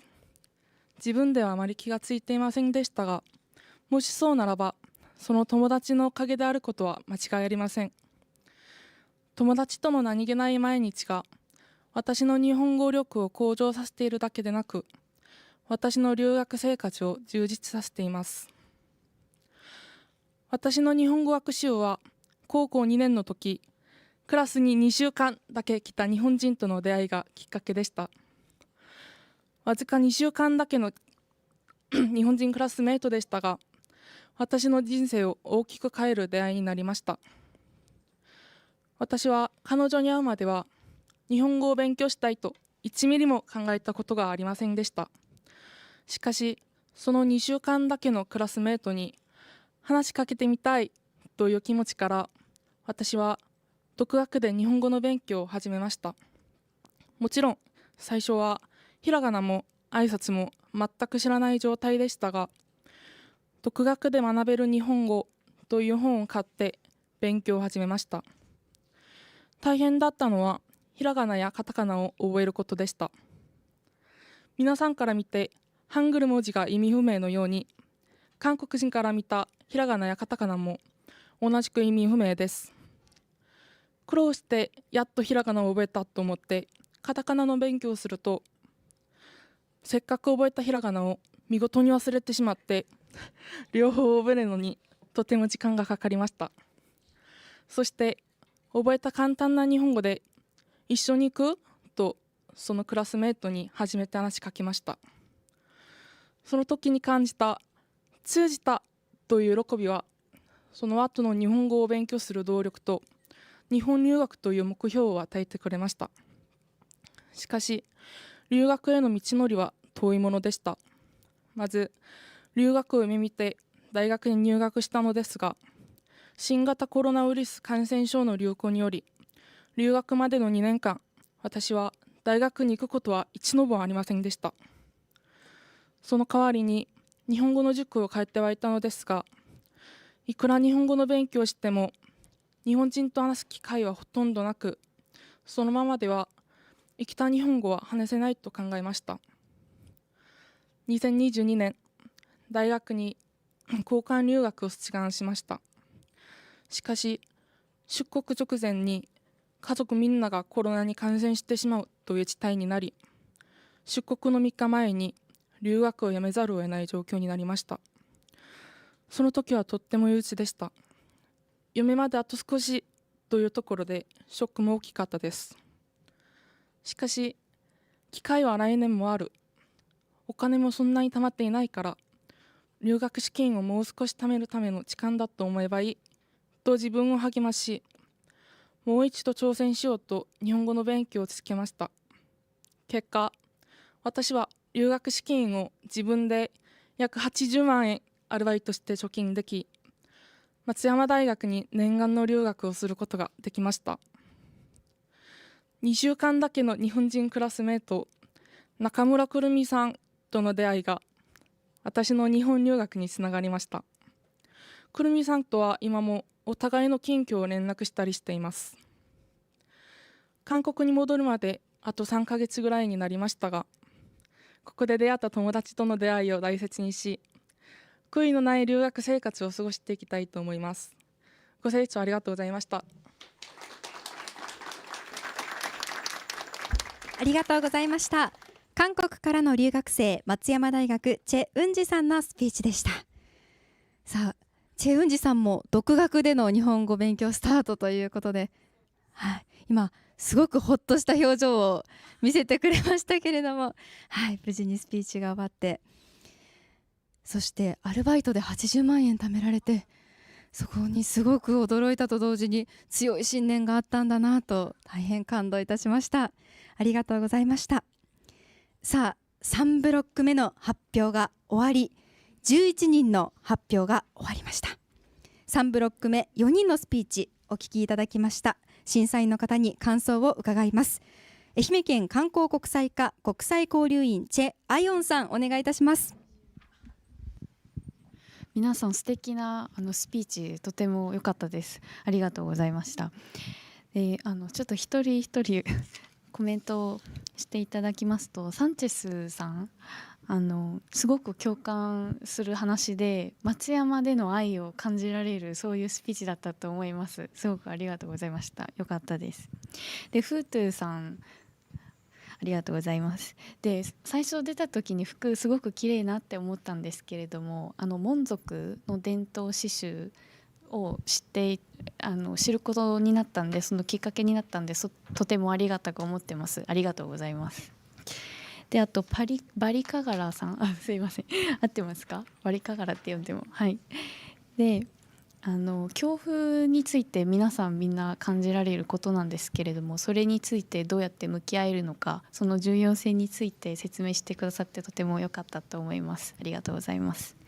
であとウンジさん、同じ韓国人ですごく日本まで来る道がすごく大変だったんですよねってすごく共感しました。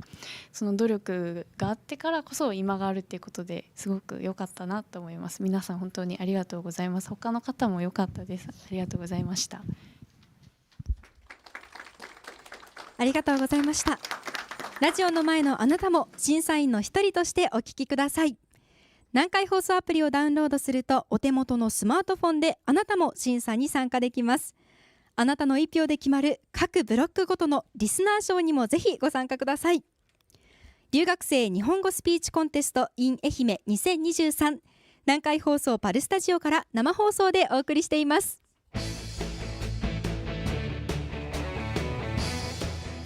留学生日本語スピーチコンテスト in 愛媛2023。あなたも審査員、南海放送アプリから投票受付中。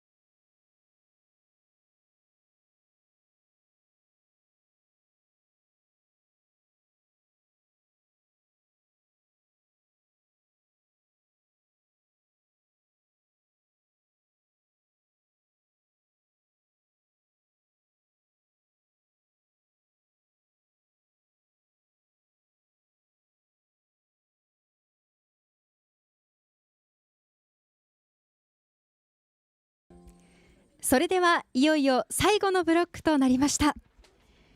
12人目の発表は愛媛大学陳海志さん、中国からの留学生です。プロフィールご紹介します。小説を読むのが好きで、よく読むジャンルはネット小説です。ストーリーに心を惹かれて徹夜をすることも多々あります。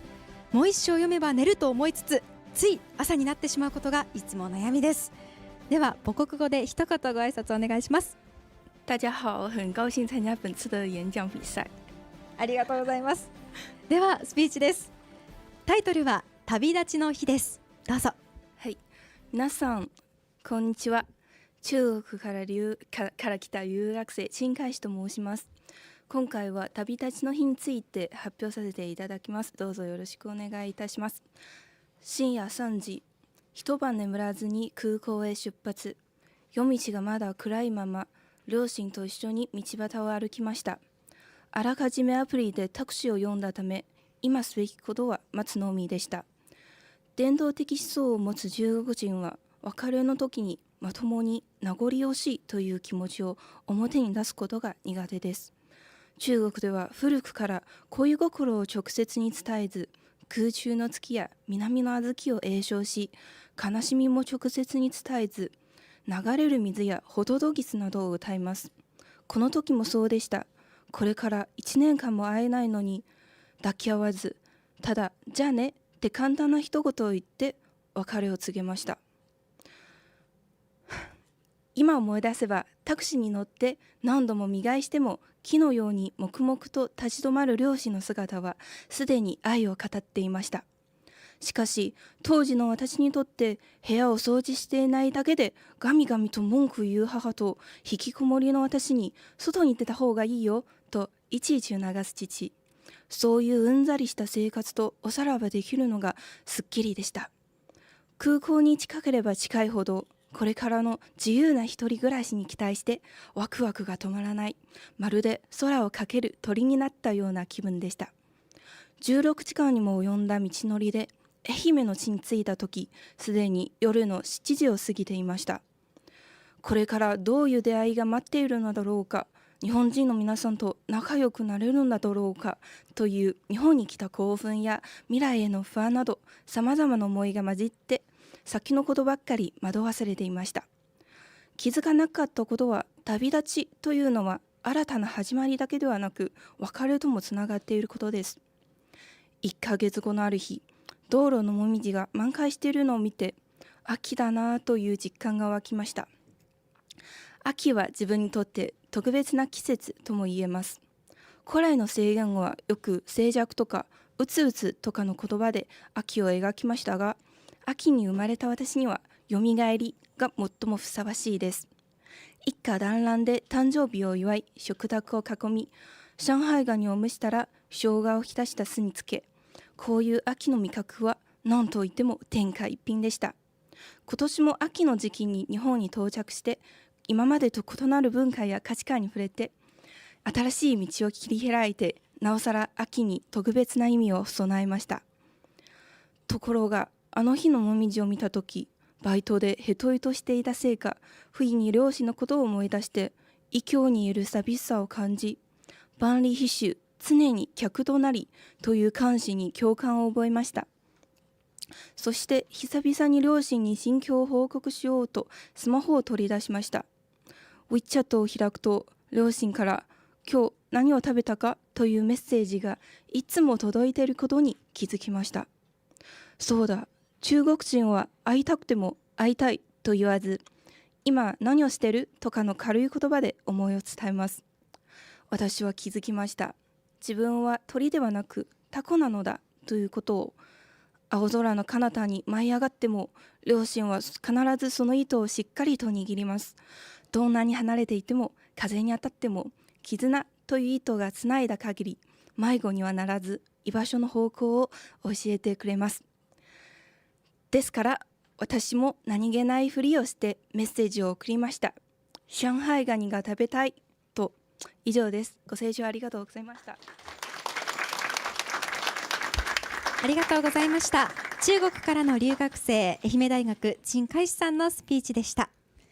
16時間かけて日本にやってこられたということでしたが、中国の方は直接表現をしないということに驚きました。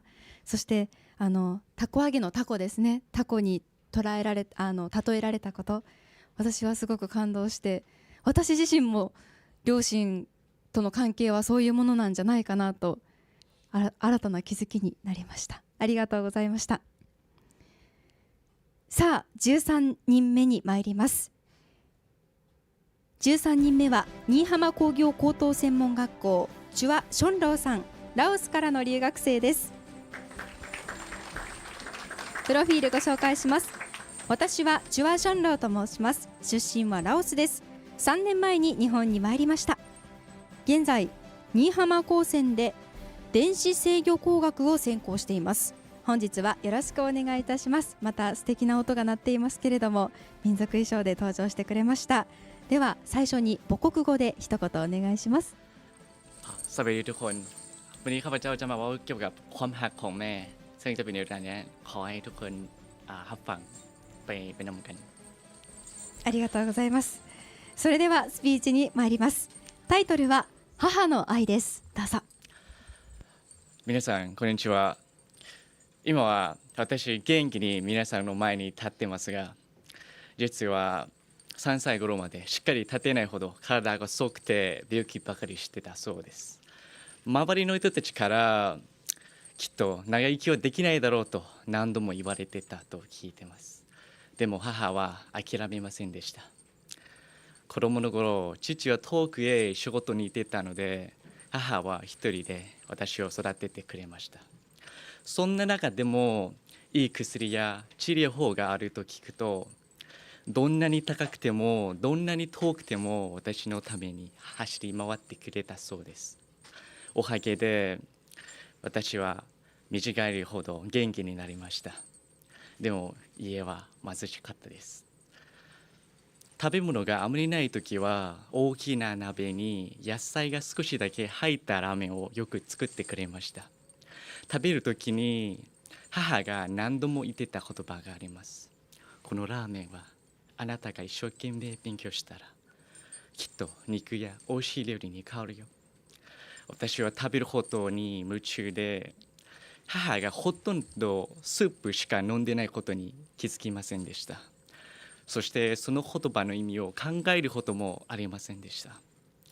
私のふるさとはラオスの北にあるモン族の村です。民族の言葉は使いましたが、小学校に入っても遊んばっかりで5年生になるまでラオス語の読み書きはできませんでした。両親を早く亡くした母も学校に行けなかったせいでラオス語の読み書きもできません。私の将来を心配した母はラオス語の教科書を一から勉強し始めました。そしてどんなに疲れてても毎日つきっきりで勉強をしてくれたのです。そんな母の姿を見て私も変わっていきました。読み書きを覚えて理解できることが増えると勉強が面白くなります。いい成績を取ると母が喜びます。喜ぶ母を見ると幸せな気持ちになります。勉強に目を覚めた私は中学を卒業するまでもう勉強し、ついにビエンチャンの進学校に奨学金をもらって入学することができました。遠く離れた高校の寮にいる時も、家族でごちそうを食べる時はいつも今日はごちそうだよ、あなたがいないのにごめんねと電話がありました。東海は物価が高いからと生活費を削って仕送りもしてくれました。ここでも勉強を頑張り、奨学金をもらって日本に留学することになった時、誰よりも喜んだのは母でした。来日してからも台風や地震のたびに電話があります。英米から離れた地域で起きていることも母にとって私がいる日本でのことなのです。日本の料理は口に合うかどうかもよく聞かれました。私はいつも大丈夫です、5キロ太ってしまったよと答えました。日本の会社へ就職することが決まり、3年ぶりに帰国しました。私の小さい時を知っている人がこの人は誰と聞いた時のことです。母は私の息子です、元気に生きているよと笑いながら少し胸を張って答えました。私は母にたくさん愛をもらいました。母がいなかったら今頃モン族の村でのんびり暮らしていたかもしれません。母は私にもっと広い世界があることを教えてくれました。あなたの幸せは私の幸せとよく言われます。母が幸せな気持ちでいられるように私は頑張れるだろうか。今はまだ不安の方が大きいですが、日本で幸せな生活ができるように頑張っていきたいと思っています。発表は以上になります。ご清聴ありがとうございました。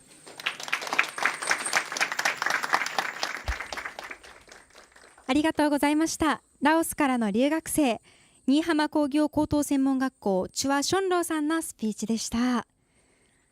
タイトル、母の愛ということで、お母様からの愛をたくさん教えていただいたスピーチでしたけれども、もう今のションローさんがあるのはお母様のおかげ、お母様の愛のおかげということで、心が温かくなるスピーチでした。ありがとうございました。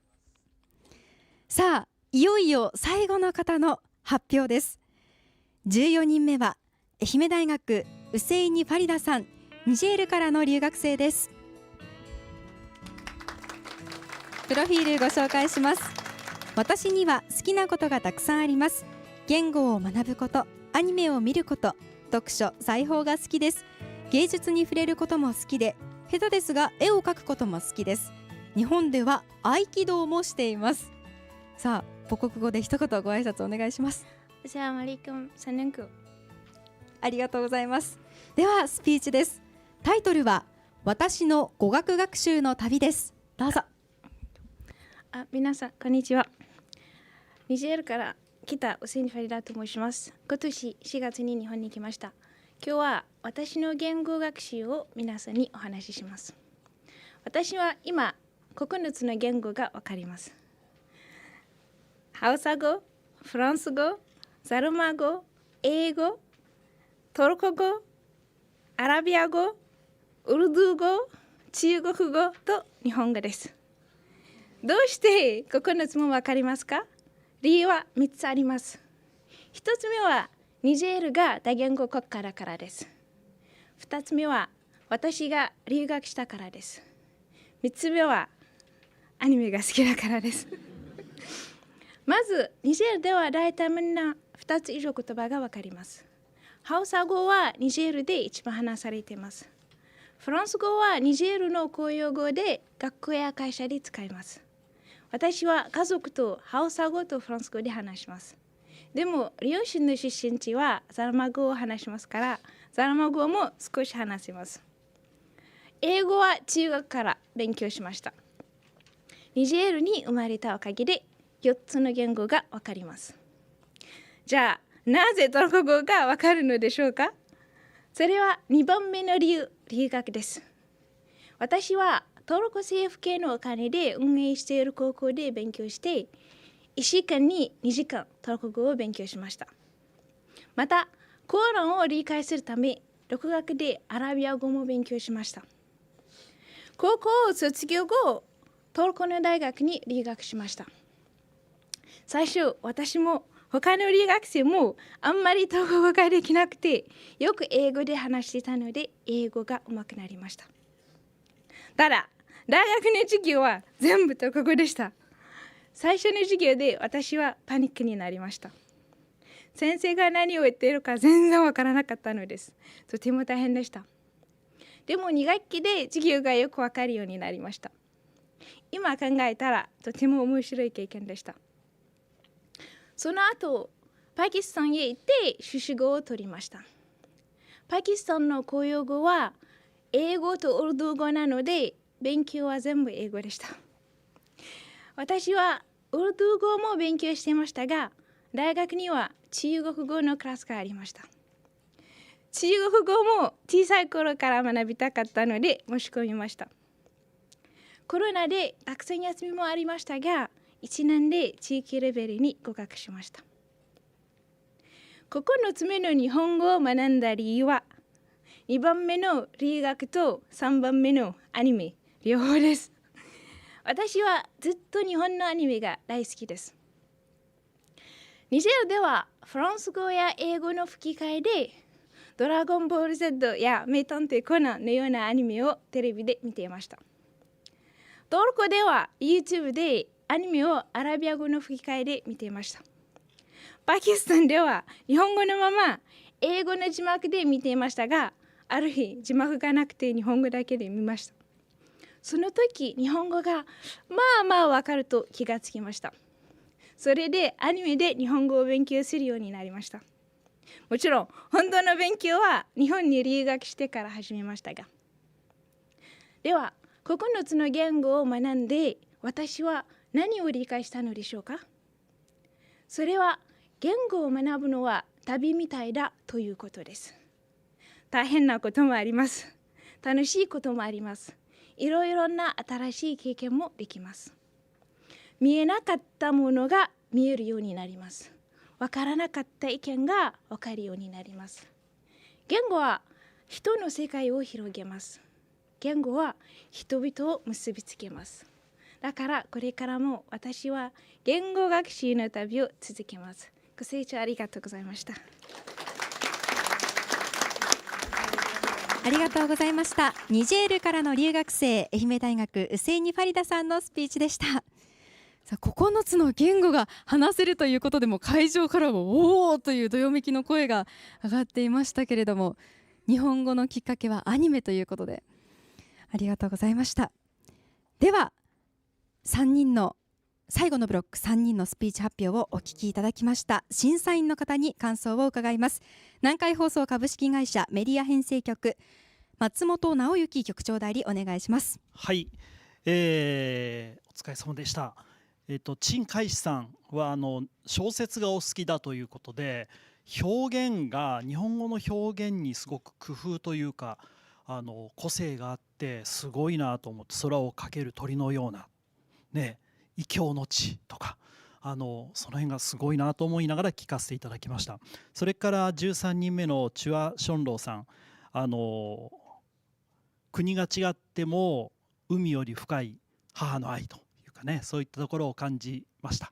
聞きながら多分皆さんも自分のお母さんを思い出したのかなというふうに思います。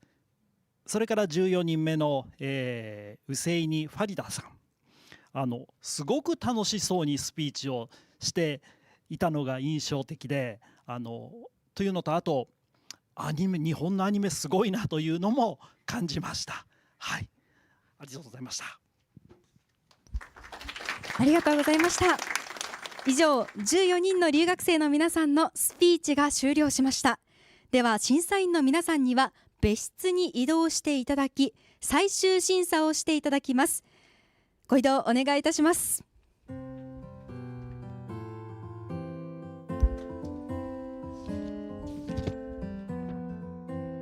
そしてラジオをお聞きのあなた、リスナー賞は選んでいただいていますか？南海放送アプリから一番良かったと思う発表者に投票してください。あなたの一票で決まる各ブロックごとのリスナー賞、ぜひご参加ください。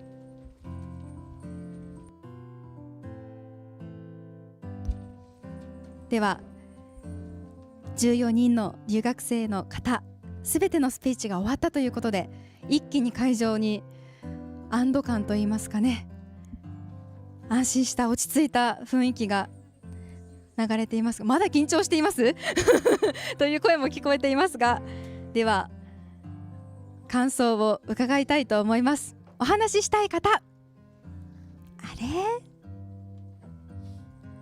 いませんか？我こそは話したいことがあるよという方いらっしゃいませんか？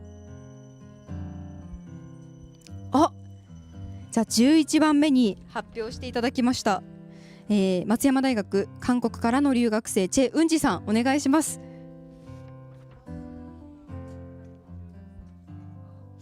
私も韓服着た方が良かったかなと思ってましたでそれは無理ですから、もうスーツに来たんですけど、このアニメ好き、私もすごく好きなんですよ。配球が大好きなんで、バレーボールのね、そうですと母の恋は実は家族から日本語を勉強するのすごく反対されたんですよ。それはどうしてですか？お金がかかるという理由ですごく反対されたんですけど、自分がお金を貯めたので、もう私が行くからというところになりました。いやもう本当にその決断力と行動力がすごいなと思いましてありがとうございます。ちなみにどんなアルバイトをされてたんですか？韓国で、コンタクトレンズを作る会社で勤めました。どんなお仕事なんですか？コンタクトレンズをでハードレンズなんですけど、寝るときにつけるレンズでこのレンズの形に切る機械を操作する。難しい繊細そうな方ですね、ありがとうございました。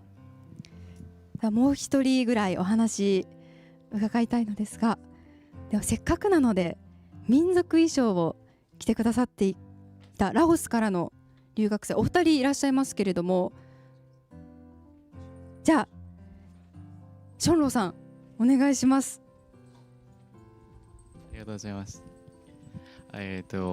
自分は、なんかラオスから来ましたが、実はラオス語も自分は民族なので、なんかラオス語も勉強し、英語も勉強し、なんか国語はすごく、言語はすごく私にとってとてもなんか大変だと思ってるけど、なんかさっきそう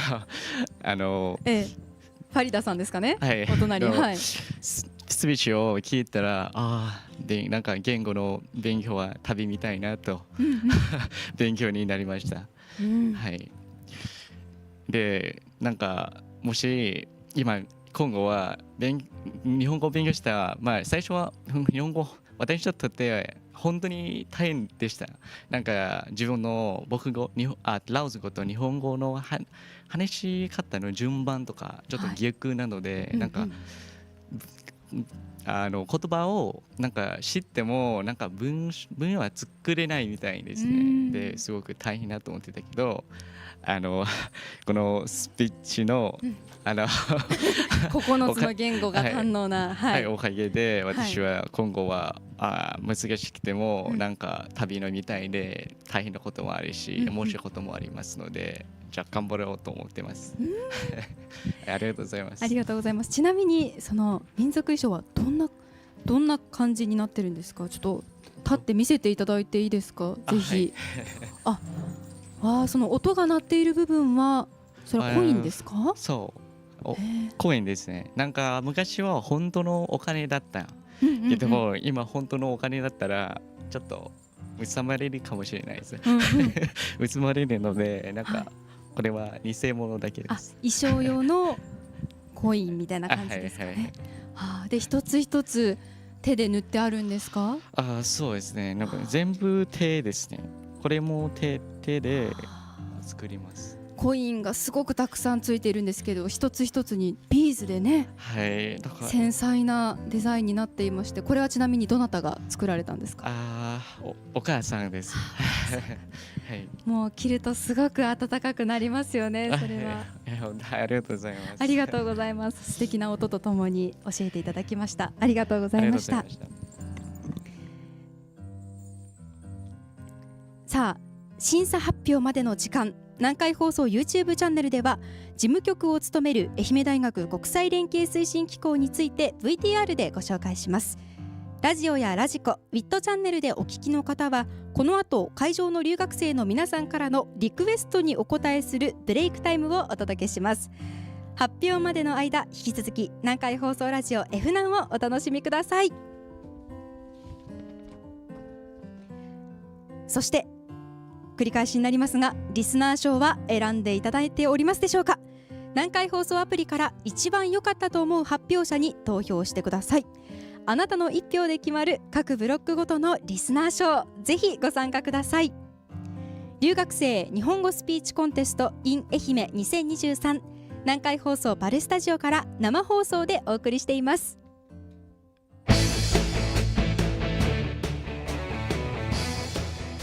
留学生日本語スピーチコンテスト in 愛媛2023。あなたも審査員、南海放送アプリから投票受付中。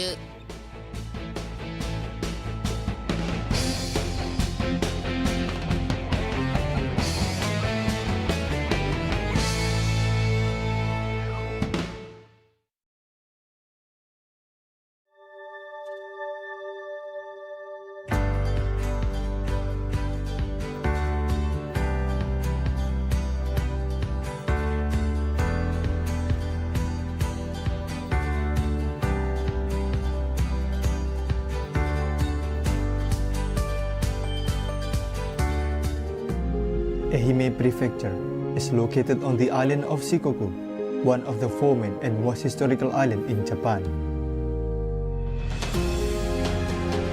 Dominating the northwestern corner of the island, Ehime faces onto the Ua Sea to the west and the Seto Island Sea to the north, home of the million Japanese appetizing fishes. Inland, towering mountains offer beautiful scenery and outdoor activities, while the prefectural cities brim with culture, historic and popular attractions.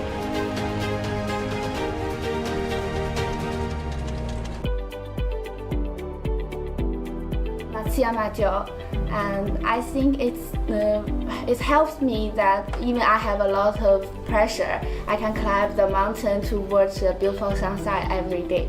I have so many my favorite place, but for me, as they are nature, for example like Shimanami Kaido or Matsuyama-jo, so I do love everything in Matsuyama.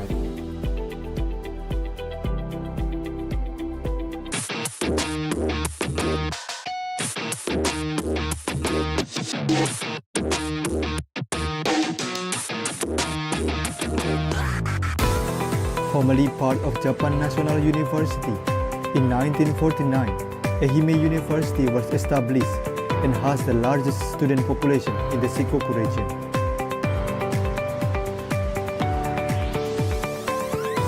Located in the central of the capital city Matsuyama, Ehime University brings a strong vision to lead the region and connect it to the world with striking originality.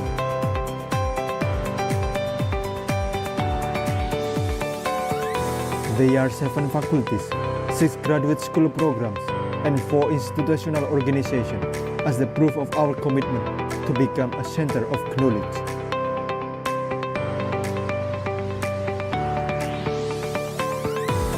Ehime University takes the initiative in the region in implementing the educational program,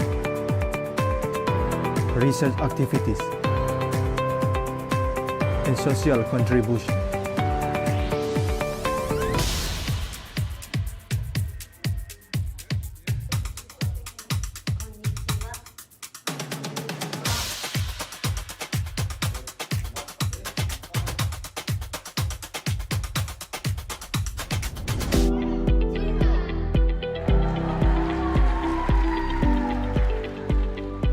There are 2 reasons why I choose Japan. The first reason is because Japan has good and excellent education system compared with any other country in the world. Because I know the Japanese culture since I was young, and for me it's an honor to stay in Japan and to communicate with Japanese people. The language. Some people may be strict, only use English as their study, but for me, why I choose Japan is because I can have a chance to learn a Japanese language, which is a new language for me. And second is to choose a good university and good city, because it's totally different to live in international city like Tokyo, and like here, the small town. It's peaceful and very interesting. I think the attractive point to study abroad because is you can find a new experience, but the attractive point in Japan University is you have chance to if you guys want to work in Japan, you have chance to get work in Japan. In here, every Japan university they have a program that support international students to learn and to prepare to get a job after you graduate from Japan University. The Liu Pro Sensei will help you, and if you want to find a job here, you have to learn the culture about the Japanese company. And in Liu Pro, the sensei will teach you everything to help you stay here. Even amid the COVID-19 pandemic, we are striving to keep learning going by holding online classes and events. Ehime University aims to be loved and trusted university by the local communities that will lead the region and contribute to the world. Welcome to Ehime University, a new home of your education.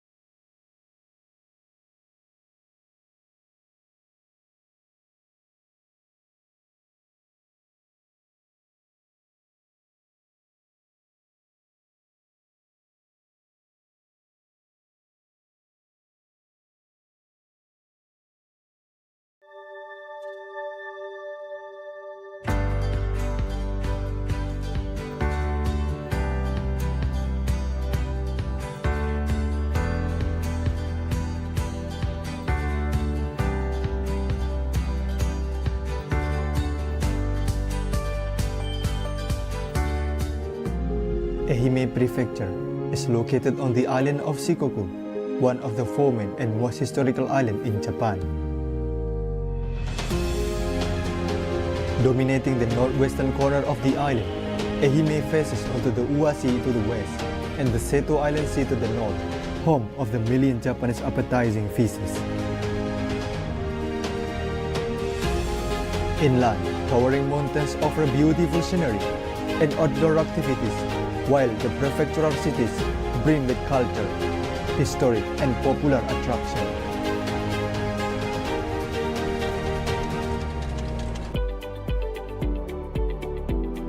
Matsuyama-jo, and I think it helps me that even I have a lot of pressure, I can climb the mountain to watch the beautiful sunset every day. I have so many my favorite place, but for me, as they are nature, for example like Shimanami Kaido or Matsuyama-jo, so I do love everything in Matsuyama.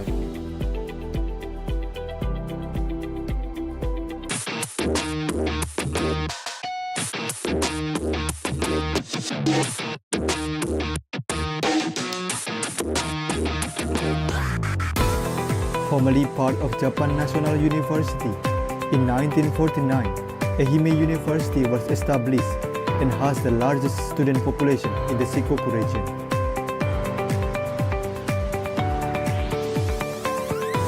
Located in the central of the capital city Matsuyama, Ehime University brings a strong vision to lead the region and connect it to the world with striking originality.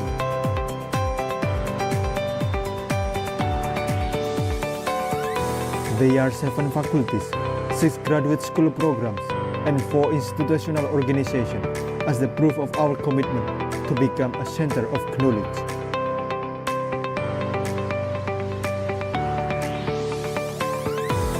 Ehime University takes the initiative in the region in implementing the educational program, research activities, and social contribution.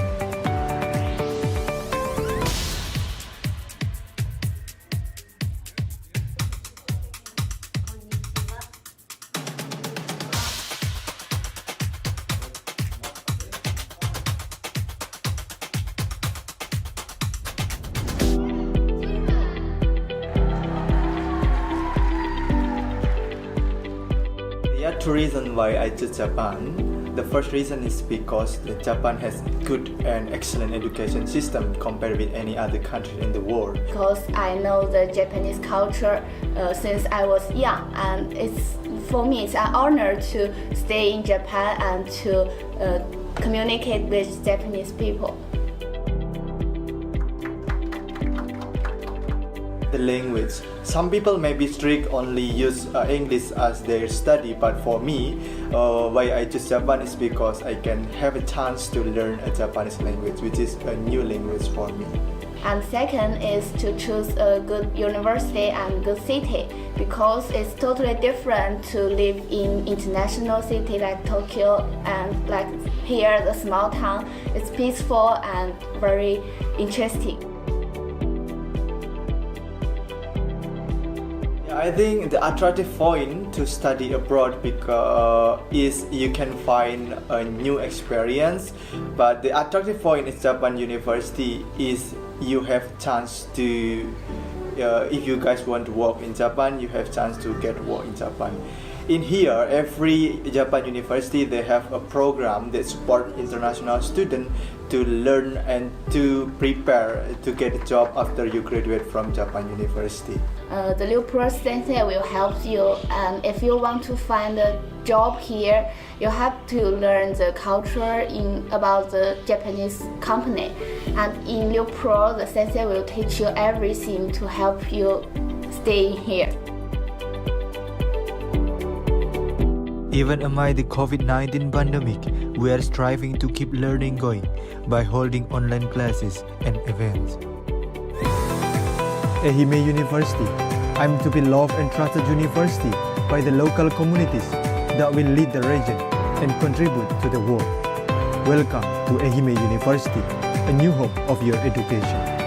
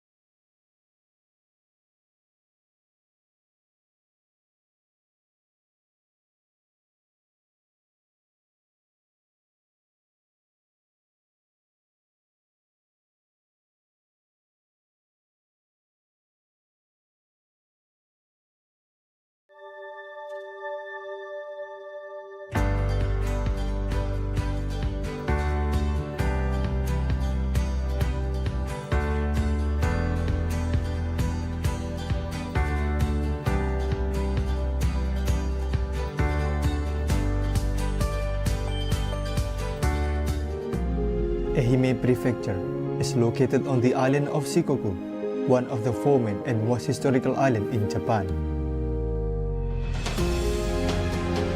Dominating the northwestern corner of the island, Ehime faces onto the Ua Sea to the west and the Seto Island Sea to the north, home of the million Japanese appetizing fishes. Inland, towering mountains offer beautiful scenery and outdoor activities, while the prefectural cities brim with culture, historic and popular attractions.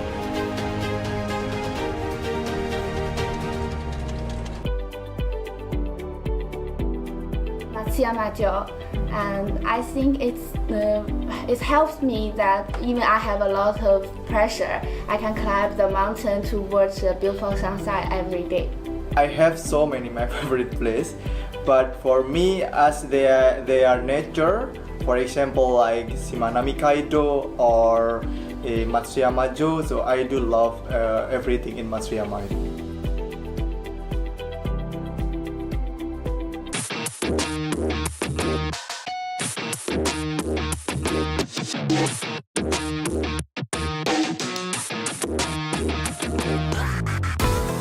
Formerly part of Japan National University, in 1949, Ehime University was established and has the largest student population in the Shikoku region.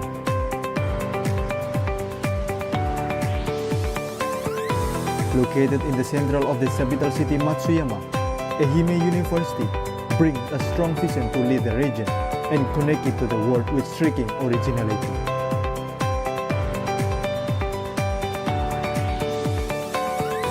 There are 7 faculties, 6 graduate school programs, and 4 institutional organizations as the proof of our commitment to become a center of knowledge.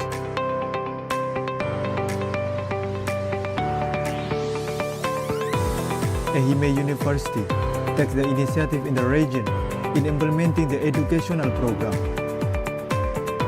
research activities, and social contribution.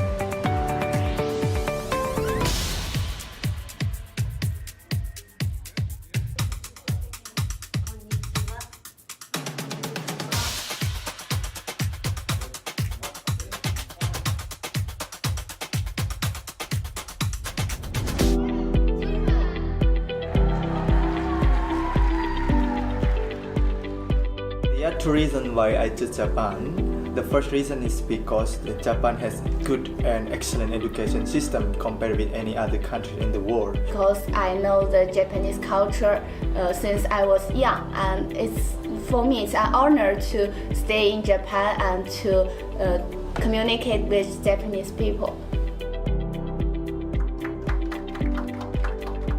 The language. Some people may be strict, only use English as their study, but for me, why I choose Japan is because I can have a chance to learn a Japanese language, which is a new language for me. And second is to choose a good university and good city, because it's totally different to live in international city like Tokyo, and like here, the small town. It's peaceful and very interesting. I think the attractive point to study abroad is you can find a new experience, but the attractive point in Japan University is you have chance to, if you guys want to work in Japan, you have chance to get work in Japan. In here, every Japan university, they have a program that support international students to learn and to prepare to get a job after you graduate from Japan University. The Liu Pro Sensei will help you, and if you want to find a job here, you have to learn the culture about the Japanese company. And in Liu Pro, the sensei will teach you everything to help you stay here. Even amid the COVID-19 pandemic, we are striving to keep learning going by holding online classes and events. Ehime University aims to be loved and trusted university by the local communities that will lead the region and contribute to the world. Welcome to Ehime University, a new home of your education.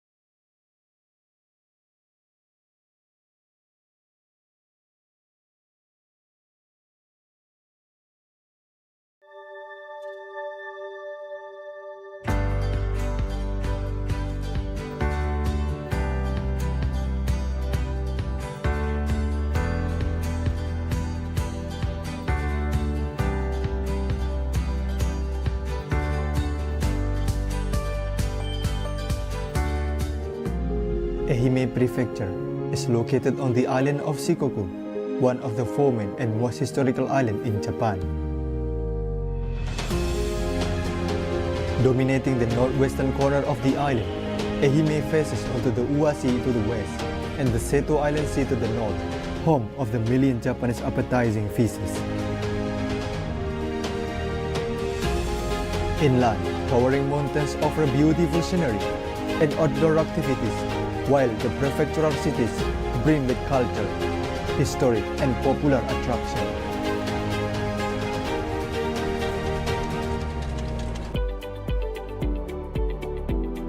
Matsuyama-jo, and I think it helps me that even I have a lot of pressure, I can climb the mountain to watch the beautiful sunset every day. I have so many my favorite place, but for me, as they are nature, for example like Shimanami Kaido or Matsuyama-jo, so I do love everything in Matsuyama.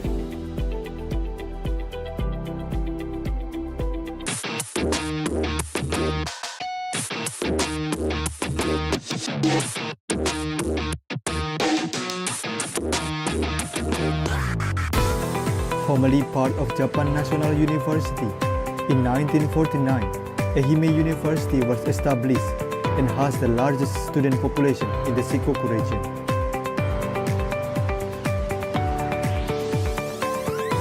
Located in the central of the capital city Matsuyama, Ehime University brings a strong vision to lead the region and connect it to the world with striking originality.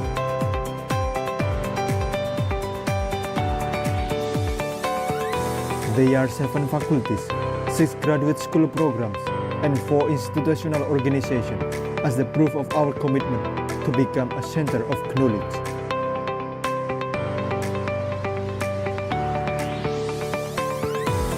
Ehime University takes the initiative in the region in implementing the educational program, research activities,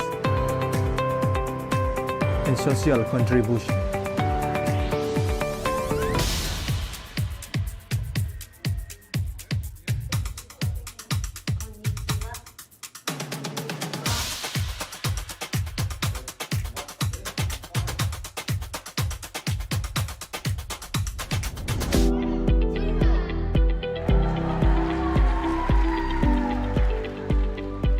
There are 2 reasons why I choose Japan. The first reason is because Japan has good and excellent education system compared with any other country in the world. Because I know the Japanese culture since I was young, and for me it's an honor to stay in Japan and to communicate with Japanese people. The language. Some people may be strict, only use English as their study, but for me, why I choose Japan is because I can have a chance to learn a Japanese language, which is a new language for me. And second is to choose a good university and good city, because it's totally different to live in international city like Tokyo, and like here, the small town. It's peaceful and very interesting. I think the attractive point to study abroad is you can find a new experience, but the attractive point in Japan University is you have chance to if you guys want to work in Japan, you have chance to get work in Japan.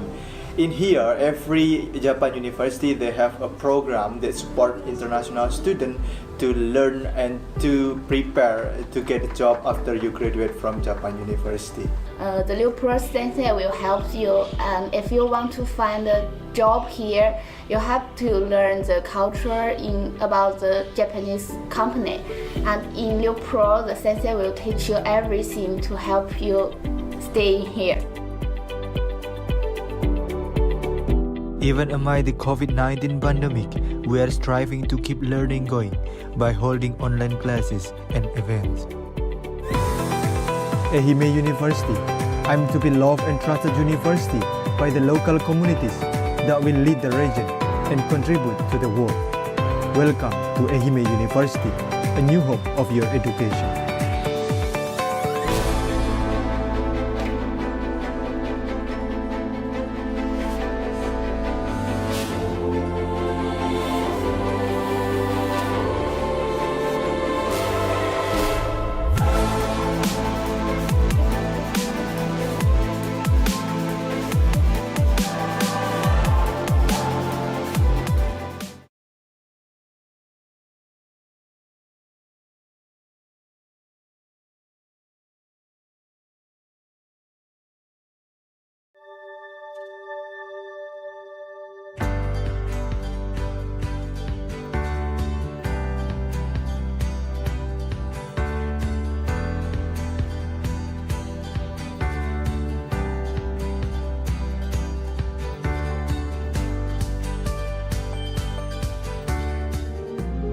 Ehime Prefecture is located on the island of Shikoku, one of the 4 main and most historical islands in Japan.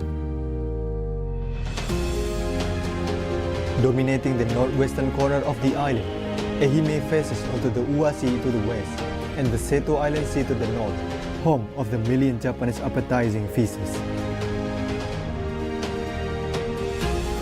Inland, towering mountains offer beautiful scenery and outdoor activities, while the prefectural cities brim with culture, history, and popular attractions.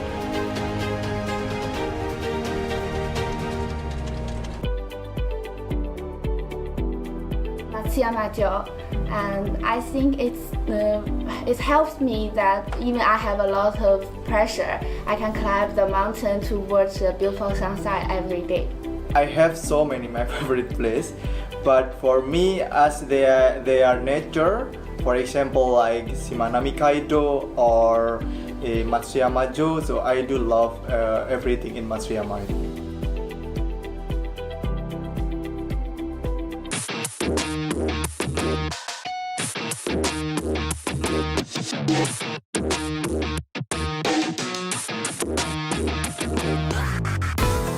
Formerly part of Japan National University, in 1949, Ehime University was established and has the largest student population in the Shikoku region.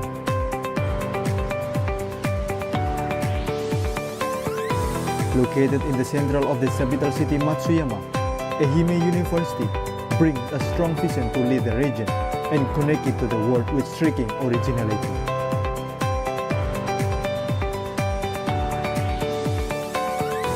There are 7 faculties, 6 graduate school programs, and 4 institutional organizations as the proof of our commitment to become a center of knowledge.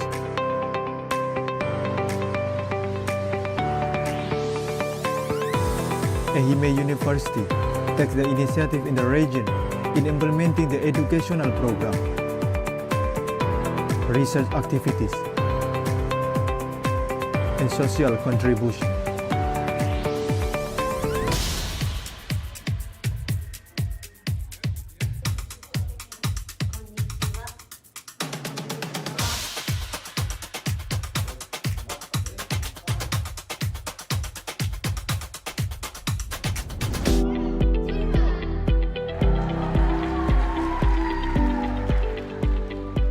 There are 2 reasons why I choose Japan. The first reason is because Japan has good and excellent education system compared with any other country in the world. Because I know the Japanese culture since I was young, and for me it's an honor to stay in Japan and to communicate with Japanese people. The language. Some people may be strict, only use English as their study, but for me, why I choose Japan is because I can have a chance to learn a Japanese language, which is a new language for me. And second is to choose a good university and good city, because it's totally different to live in international city like Tokyo, and like here the small town. It's peaceful and very interesting. I think the attractive point to study abroad because is you can find a new experience, but the attractive point in Japan University is you have chance to if you guys want to work in Japan, you have chance to get work in Japan. In here, every Japan university they have a program that support international students to learn and to prepare to get a job after you graduate from Japan University.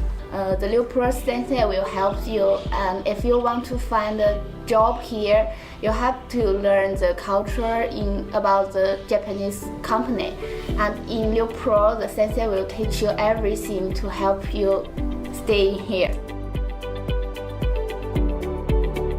Even amid the COVID-19 pandemic, we are striving to keep learning going by holding online classes and events.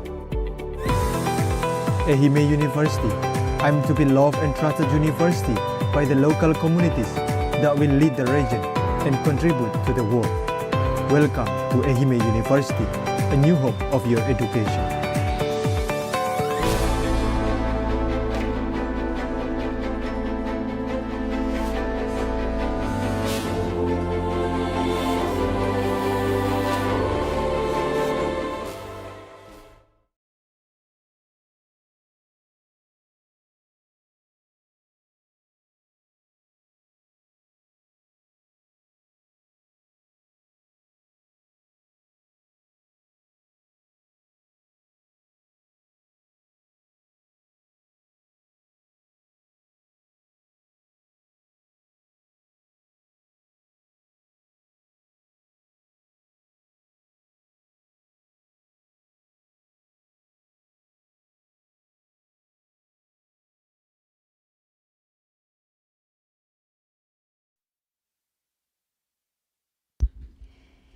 南海放送パルスタジオからお送りしています留学生日本語スピーチコンテスト、いよいよ受賞者の発表です。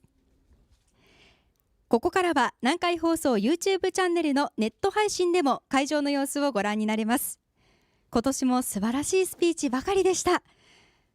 参加者の皆さん、優勝は私だという方いらっしゃいますか？自信がある方、すごい苦笑いされておりますけれども、それでは私の手元に審査結果がございます。この後結果を発表させていただきます。それではここから第20回留学生日本語スピーチコンテスト表彰式です。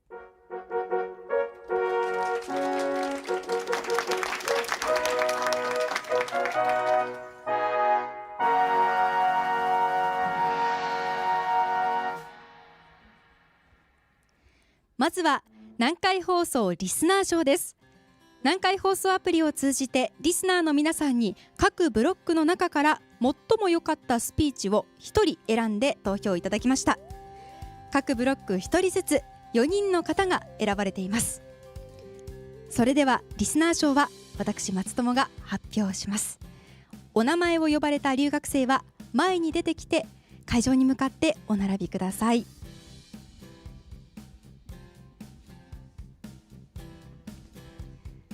ではお呼びいたします。ブロック1はエントリーナンバー2番松山南高等学校マルテ・リヘルトさん、どうぞ前の方にお並びください。ブロック2はエントリーナンバー5番松山中央高等学校ダムブロジオ・ラウラさん。ブロック3はエントリーナンバー9番新居浜工業高等専門学校フートゥーさん。そしてブロック4はエントリーナンバー13番新居浜工業高等専門学校チョア・ションローさんです。おめでとうございます。以上 4人の方が選ばれました。さあ皆さんもう一度大きな拍手をお願いいたします。選ばれた4人の皆さんにはミニ賞状と副賞として今治タオルが贈られます。それではお席にお戻りください。おめでとうございました。後ほどスタッフから賞状と副賞をお渡しします。この後は審査員によります審査の発表です。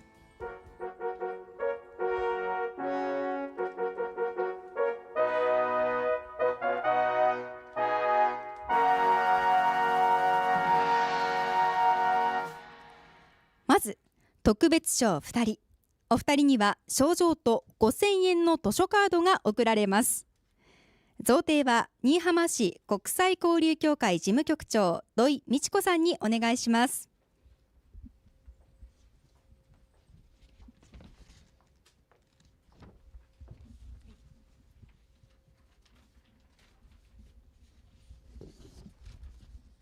それではお名前を呼ばれた方は前の方にお越しください。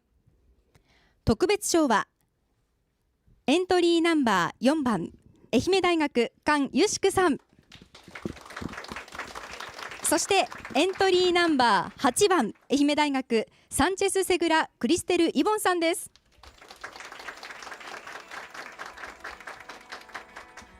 おめでとうございます。特別賞菅由淑様、あなたは留学生日本語スピーチコンテスト in 愛媛2023年において日頃の努力が実を結び当初の成績を収められたので、ここに栄誉をたたえ表彰します。2023年12月3日、愛媛県留学生等交流推進会議会長西名博重代読です。おめでとうございます。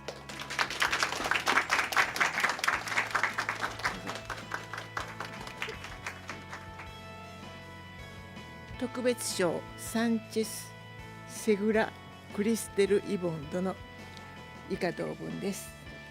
おめでとうございます。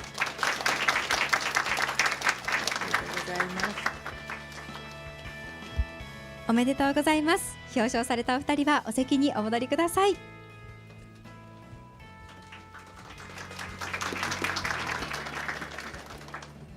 続いて南海放送賞です。賞状と1万円の図書カードが贈られます。引き続き贈呈は新居浜市国際交流協会事務局長土井美智子さんです。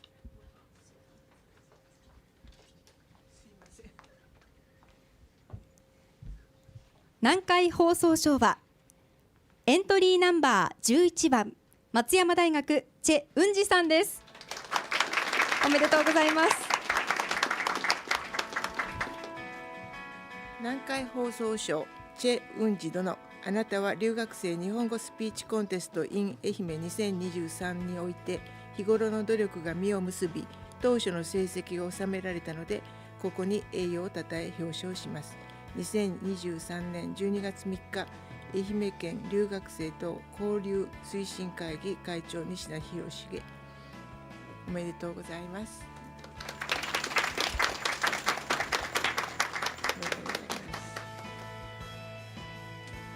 おめでとうございました。お席にお戻りください。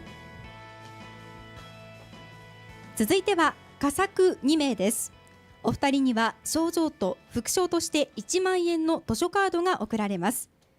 贈呈は愛媛新聞社編集局新聞編集部長岡田よし子さんです。では発表します。佳作はエントリーナンバー7番湯気商船高等専門学校トブシンザヤブフビレグトさん、そしてエントリーナンバー12番愛媛大学陳海志さんです。おめでとうございます。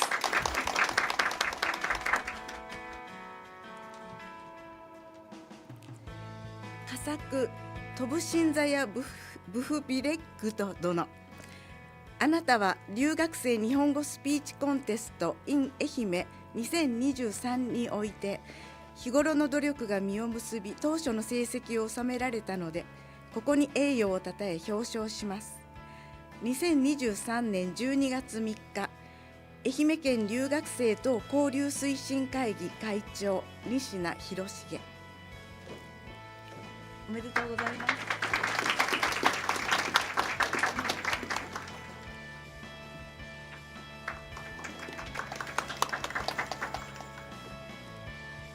佳作陳海志殿、以下同文です。おめでとうございます。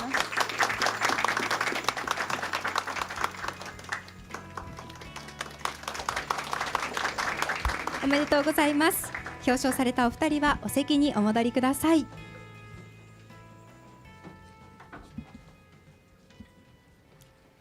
では続いての賞です。それでは優秀賞の発表です。贈呈は愛媛県観光国際課国際交流員チェ・アヨンさんです。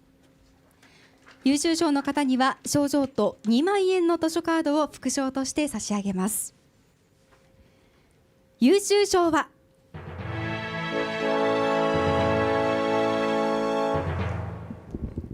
エントリーナンバー13番新居浜工業高等専門学校チョア・ションローさんです。おめでとうございます。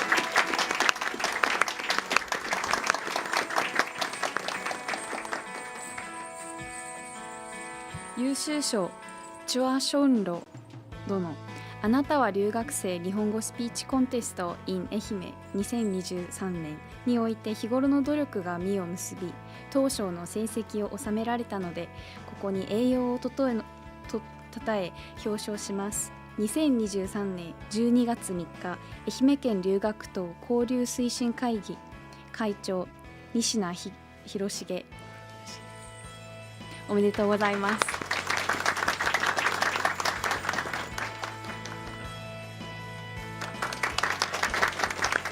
おめでとうございます。お席にお戻りください。南海放送本町会館から生放送でお送りしてまいりました留学生日本語スピーチコンテスト in 愛媛2023、いよいよ最優秀賞の発表です。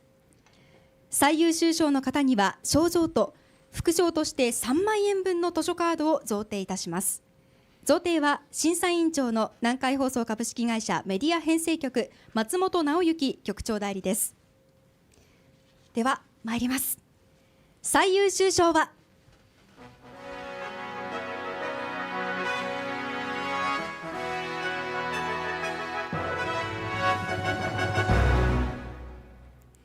エントリーナンバー5番松山中央高等学校ダムブロジオラウラさんです。おめでとうござい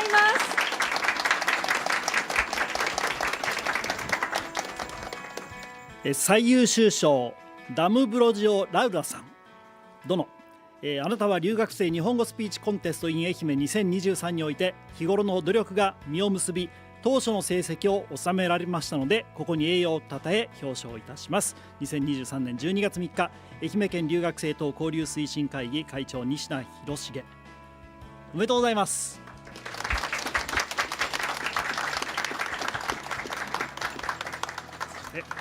はい、以上です。ありがとうございます。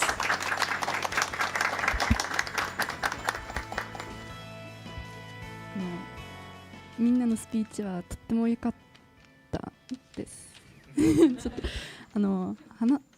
何を言ってばいいのかわからないからちょっと緊張すぎて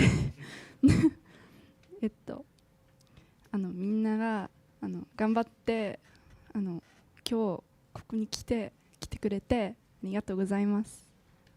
本当に嬉しいですありがとうございます。そしておめでとうございました。今日は留学生の皆さんから素晴らしいスピーチを聞かせてもらいました。もう一度盛大な拍手をお送りください。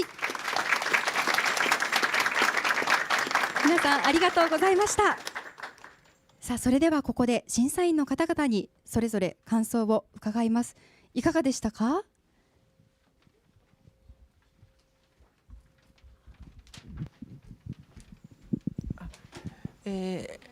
スピーチをしてくださった留学生の皆様お疲れ様でした。とてももう本当に甲乙つけがたいスピーチで、もう審査員全員もう頭を悩まして選考いたしました。本当に私たちに知らなかった日本を教えてくださるようなスピーチもあり、こんな学習方法があるんだなっていうスピーチもあり、本当に終わった後なんか心が温かくなるようなスピーチをたくさんいただきました。本当にありがとうございました。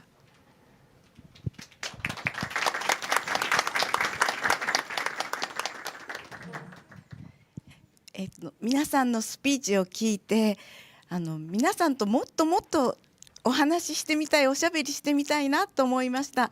なんかこれからみんなでなんか友達になれたら嬉しいなって、そんな思いにさせてくれました。今日はどうもありがとうございました。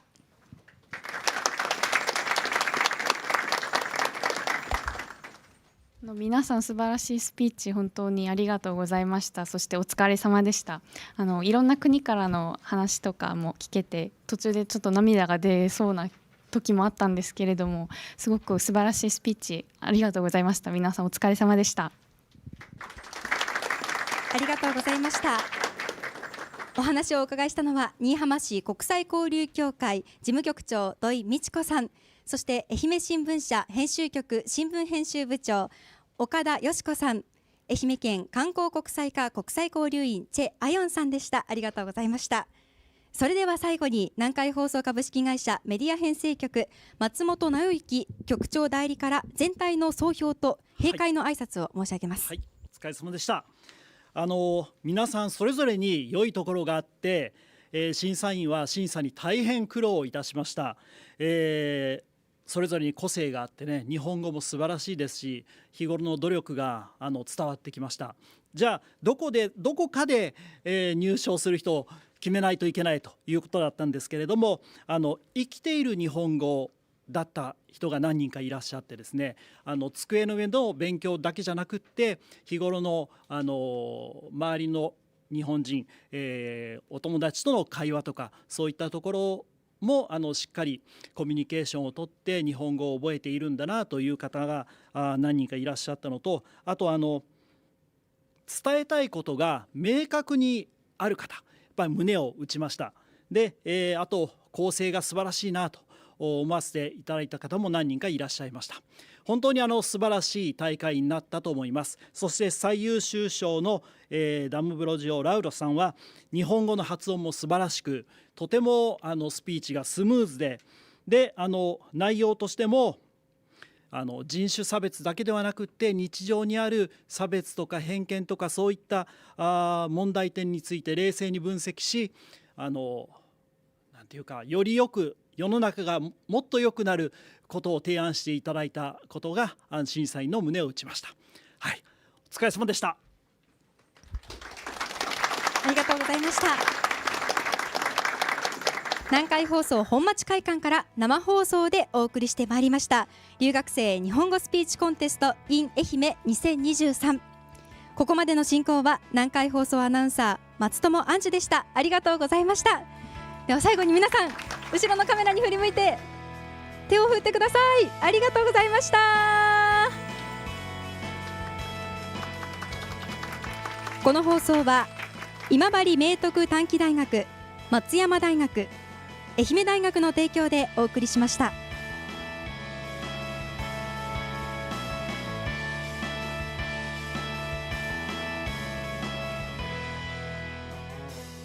さあ今年の